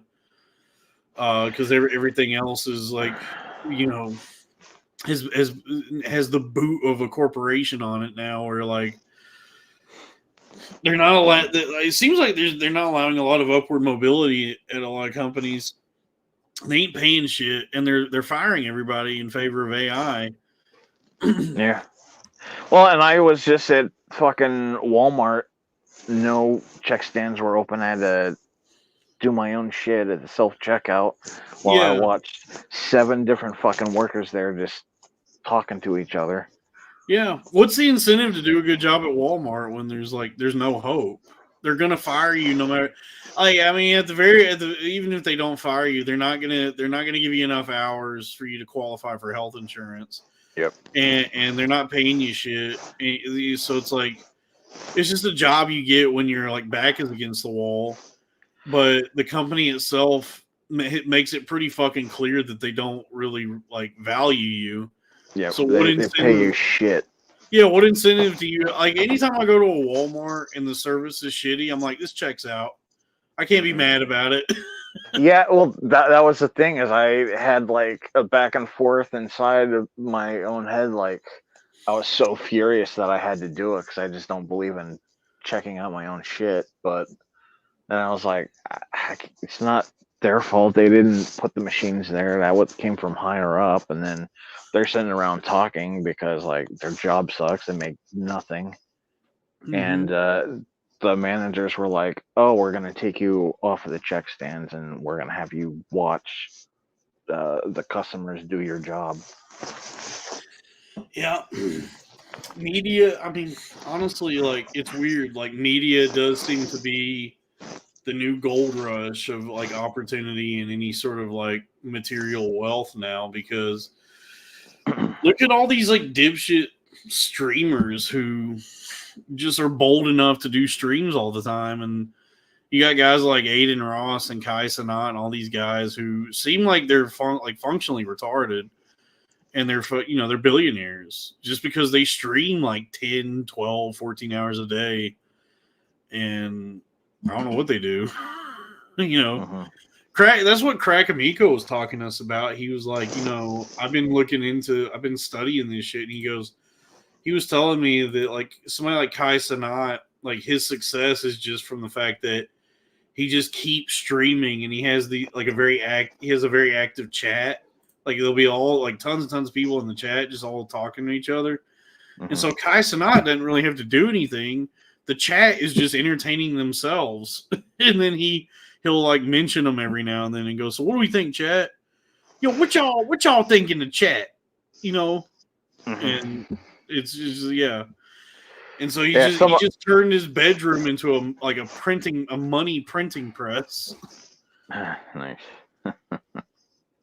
Yeah, some of the best streams are just, dudes like talking to the chat, and like, because like I watch Ethan Van Sciver a lot on his channel. Yo, I'm trying to get him on the show. I did reach shit. out. I reached out to him. Yeah. He'll probably do it. He goes on other people's channels all the time. I commented on something he posted because he was like, somebody was calling him out for being a clout chaser, and he said it was some podcast he went on, and I was like, "Hey, will you come on my podcast and maybe tell some Grant Morrison stories and talk about the Flash and maybe share some Stephen Paddock theories that you might have?" And because I know he's into like conspiracy shit too, right? Like he's kind of what's his deal? He got like, what happened with him? He got really okay. Basically, like he's always been a Republican, but like if you work in any kind of entertainment media, it just people tend to swing left. So like he would always take jabs for being a quote unquote I can't say the word 1940s German. Okay. Because he votes for the wrong people, and then hold on. So when this will be the one clip I get out of this, folks. We're talking about legendary comic book artist Ethan Van Sciver. He did the pencils for the Flash Rebirth, Green Green Lantern, Lantern. Rebirth. What else he do? He did some stuff with Grant Morrison. He's been around forever. He's a guy. Like honestly, he was a guy when I was going to comic book stores as a kid. His name was everywhere. He was like on everything. He's like a really, really talented artist. Yeah. And so I want to say, moving forward, like as we continue this conversation, big fan of Ethan Van Sciver. Please come on the show. I am as well. But yeah, so like, let's get into some of the dirty shit that happened to him, which was like, so he posted a picture of like a MAGA hat or something after Trump won, and the comic book industry lost their mind, and he took a bunch of shit. And then there was a YouTuber. He was at the time was called Diversity and Comics, and he was basically talking about all of the woke shit in comics, and he would commentate on it. And people started calling him a 1940s German. Mm-hmm. And so, like, and Ethan happened to be friends from like a message board from back in the day. And he would go into the chat and say hi. And then the higher ups didn't like that. And they're like, hey, do you know this guy is an istophobe? You can't. You're making us look bad. We can't have you doing that if you want to keep your job. And so they were telling him to get off of social media and all kinds of shit because like it was just straight up political discrimination. And okay, so like, hold on. Here's the clip. Okay, this is what I clip, and I'll tag him in this. So wait, you're telling me that legendary comic book artist Ethan Van Sciver was cast out of the industry because he voted for Donald J. Trump? An injustice, I tell you, an injustice. A man who was integral to the comic book world for so many years. Ethan, please come on the show. That's right. That's what I'm saying. But yeah, so like, so yeah, like they decided to not renew his contract. When was that? 2018, I think. And so he started doing crowdfunding, brought back his original character from the 90s, Cyberfrog. I saw that. Yeah, we had that woman Mint Salad on. Was it you who reached out about that? I think so. Yeah. Yeah, because it had the posters in the back. Yeah. Yes. Yeah, and he just gangbusters. The guy's making buco dollars. Just, you know, he's had because he's had like so many different covers for his comic books, and he'll just like do a little quick campaign, like, oh, let's see if I can make more money, and he'll end up making like, I don't know. I think his biggest campaign was 1.2 million, 1.3. It might have been even more. I don't remember. He might be too big for the show. Well, honestly, he does go on smaller channels. I think he just likes to get his name out there and talk to people. I mean, he is a cool, like a cool guy. Because I talked to Kurt about him. Like Kurt is tight with him, Kurt Metzger. Yeah, and he was. Kurt was supposed to write a short story for an anthology comic, but I don't know if he ever did or not. Yo, speaking of, did you ever used to buy that series Dark Horse Presents? Nope. Yo, that shit was tight. It was like $8 an issue. It was so expensive. Oh, but really? it was like different. It was just a bunch of different comics in one little book. It was like usually like an 80-page book, and they did it monthly, I think. But each issue was like a little trade paperback almost. It was like $8, and it would be like there would be like a Hellboy story, a Concrete Man, some new shit. It would be like all these different stories in one issue. And I bought it for a long time, and I used to read it. I thought it was like really cool. It felt like very different than what a lot of other publishers had available at the time. Yeah, I think a lot of it's not as popular, the anthologies, but I'm one of those people. I like variety.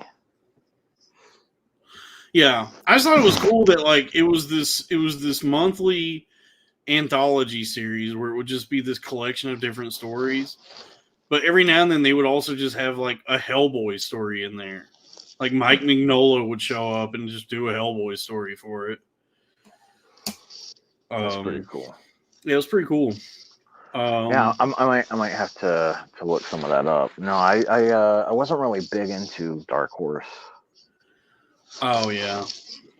I'm trying to remember. What were the big Dark Horse books? Oh wait, you know what? I take that back. There were a few because there was they had Star Wars.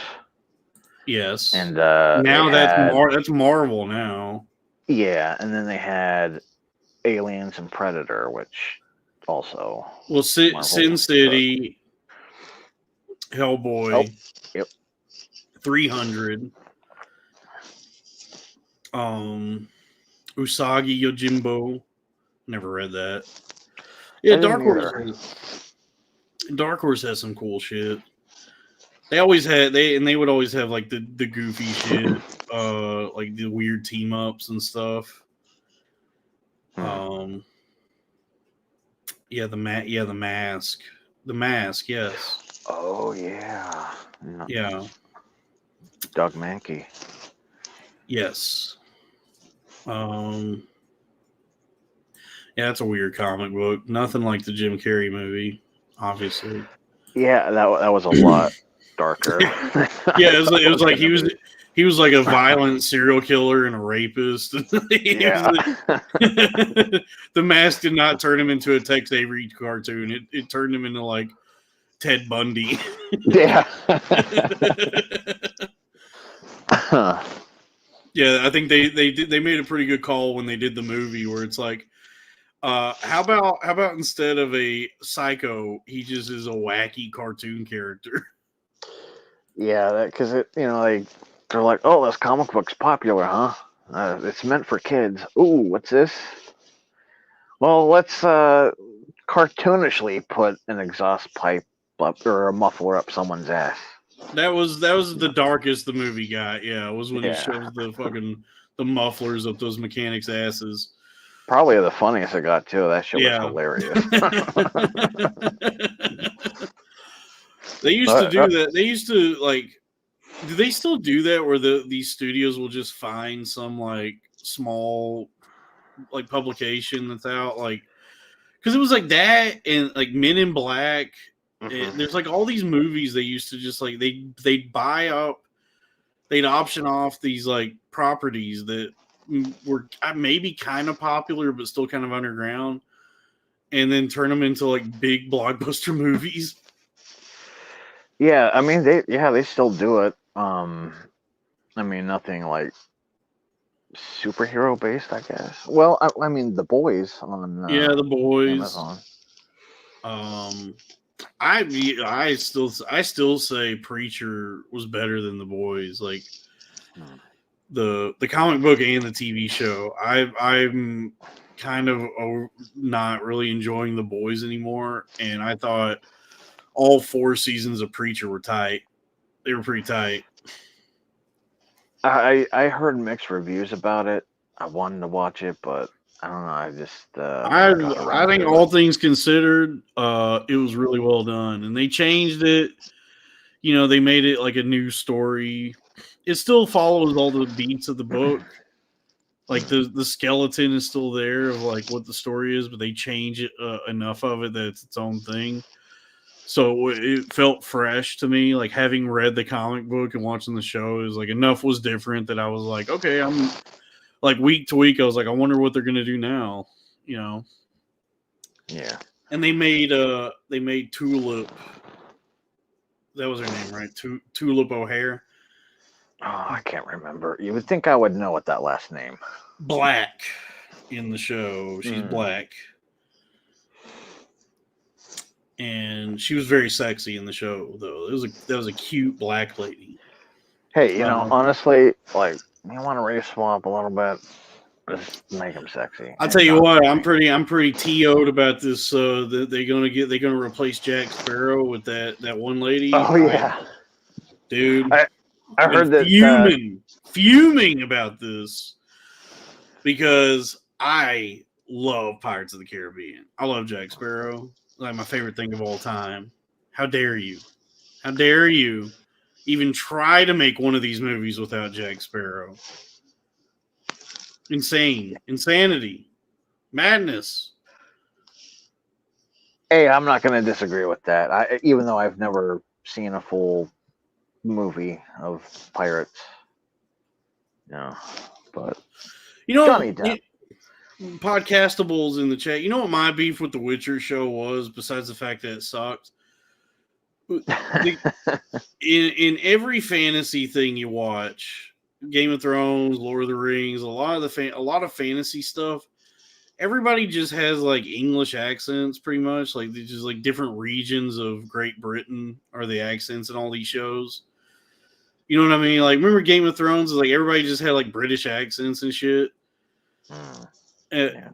You know, like in like fantasy, right? And then the Witcher video game did something really interesting that I liked, where Geralt of Rivia and like all the people from that region in the game, like him and his boy or whatever, they no podcastables. Let me finish. I'm getting to it. Geralt of Rivia in the game has a very like gruff American accent, and I think the way they explain it is that that's a Rivian accent in the game. Is that like the region he's from is why he sounds the way he does. And then everyone else in the game has British accents, yes. But Geralt specifically and his mentor, the other guy, they do not have British accents. They have American accents.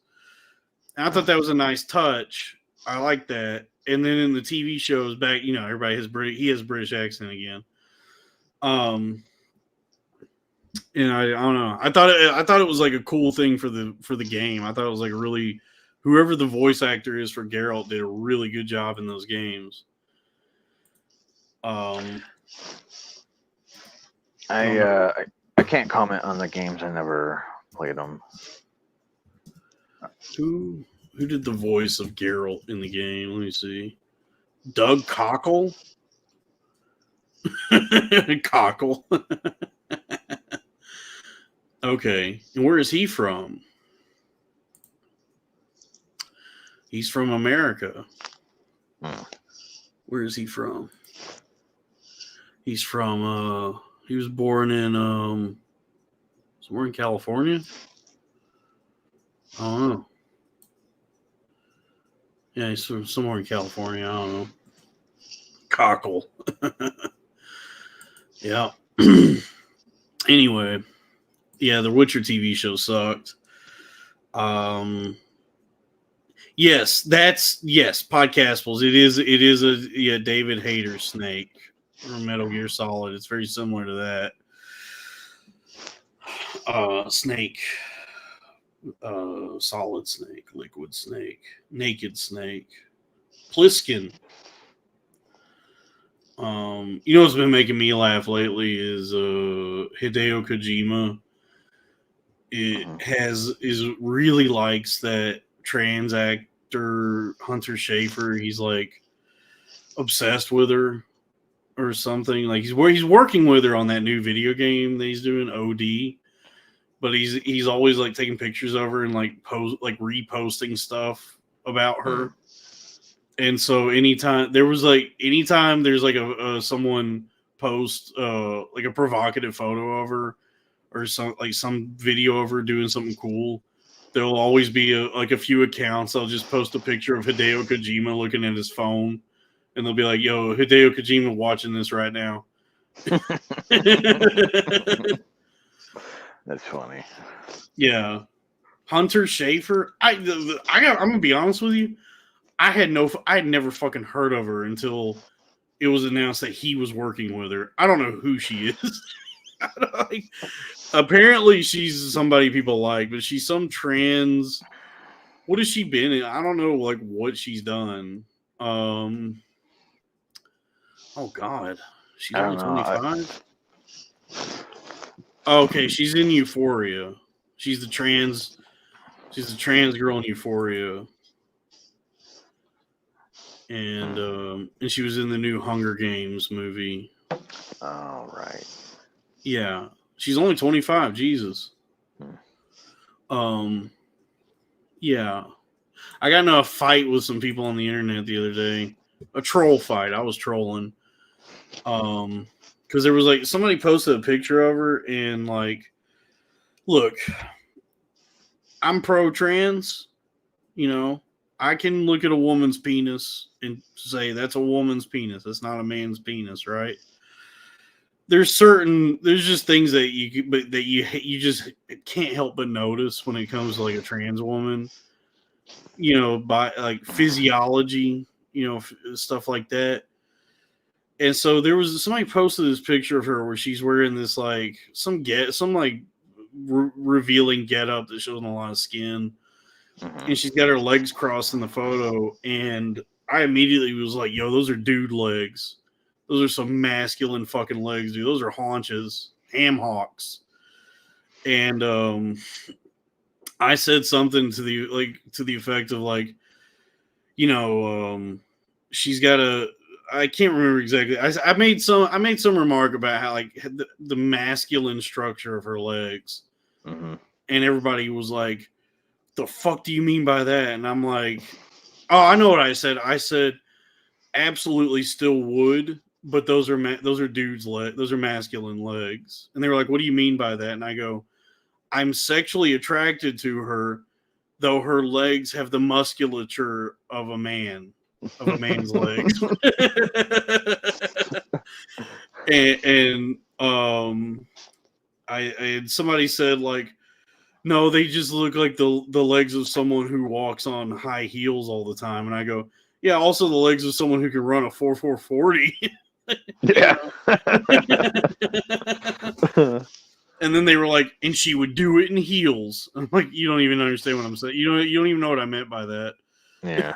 There's no fucking woman that's gonna run a 4.40. Yeah. Yeah, but I was like, yeah, I guess as far as what they say in the trans community, she is passing very well. Right. But there's no denying she's got some haunches, dude. She got some fucking like toned like dude legs. What do you think? Sorry, go ahead. No, she probably has a beautiful penis. Oh, why did I tell you to go ahead? No, but I was gonna ask, what do you think of Norton's wife? Dude, she looks like Patrick Swayze in Tu Wong Fu. Like, you know, that's almost exactly my thought too. I was like, wait a minute. I was like, when he posted that for the first time, I was like, whoa. Dude, that's not even a trans woman. That's literally just a drag queen. I mean, I've seen pictures where like, I mean, probably filters or whatever, but I'm like, okay, you've done good for yourself. But, Yeah, I don't know. I saw someone's YouTube, New Yeek or Unique, whatever. I don't know. He covers a lot of like comedy shit, and I didn't watch the video, but the title said something like Jim Norton admits to like talking his wife out of cutting it off. Oh yeah, don't cut it off. Look, I'm gonna be honest with you. Leave the penis, because the whatever vagina they're gonna try and install is just not gonna be as good as the penis. Yeah, you know what I mean. That is the thing. It's like, you might think you want it, but like, do you? What are the results gonna be? I mean, it's basically just gonna be an open wound. And you're gonna have to mend the wound like all the time. Yeah. Yeah. I guess so. I've heard terrible stories about it. If we're being honest, what is a vagina if not a gaping wound between anyone's legs, right? I've called it a hatchet wound. Yeah, know? it's a hatchet wound. Yeah.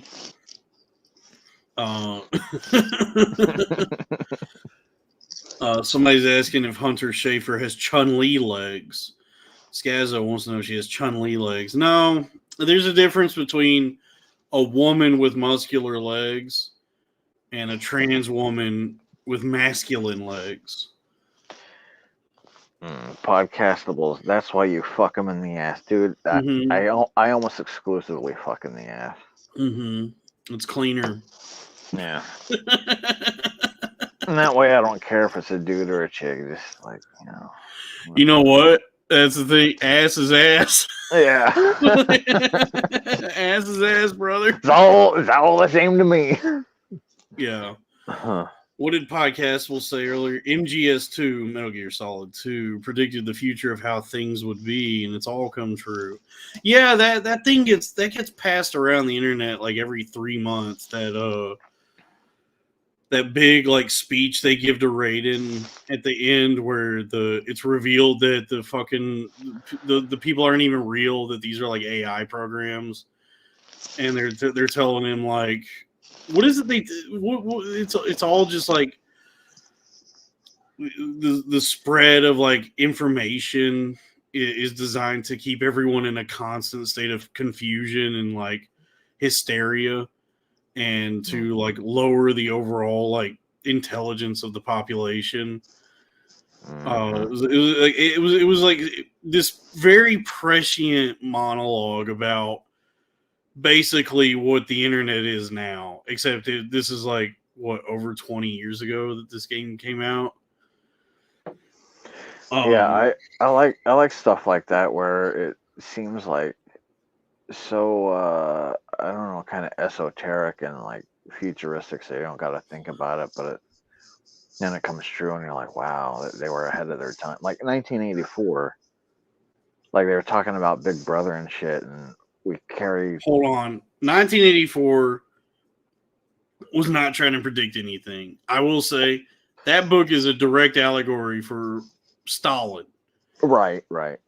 But I'm just saying, like Big Brother, like they didn't know about the internet and cell phones. Everyone would have a camera that could just be tapped into, and the government can spy on you if they wanted to. Yeah, and they do. Yeah, I guess there is that. I mean, there's definitely elements, but when people talk about 1984 Orwellian and all that, it's kind of more. That's more of like a coincidence or something, because like that book was written as like a criticism of Stalin at the time, and it was to like create this narrative that was more digestible than what was actually happening, so people could read it and get like understand better what was going on in Russia at that time, and like the horrors of that kind of regime, and to like not do that, I guess. But like, I don't think it was actually written as a piece of speculative fiction. Like, I don't think it like a more. I was just talking to someone about this. Like a more apt book to like compare now to would be Brave New World by Aldous Huxley, where like the future is like what he envisions is like this world where everybody's like trying to live this very hedonistic libertine lifestyle of like constant pleasure all the time, and it's like kind of destroyed the soul of humanity. Everybody's on pills and birth control and sucking and fucking all the time, and it's like a very soulless, pleasure-driven like life for everyone. And then like the people that have like don't want that are cast out to some like primitive island. It's been like fucking years now. I can't remember. I don't know what I'm talking about, but I do remember a lot of sucking and fucking was like a big part of the book. Was everybody was sucking and fucking, and I guess that was bad. And that's why there's nothing wrong with being a virgin. We should probably come full circle. Yeah, we should probably end this now. That's a nice bow on it. What happened to Tropics which is bitch ass? I don't know. He left a while ago. Folks, patreon.com/cornfed with Dalton Pruitt. My Twitter, I got my Twitter back at Dalton. Oh Lee yeah, Pruitt. congrats. Thank you.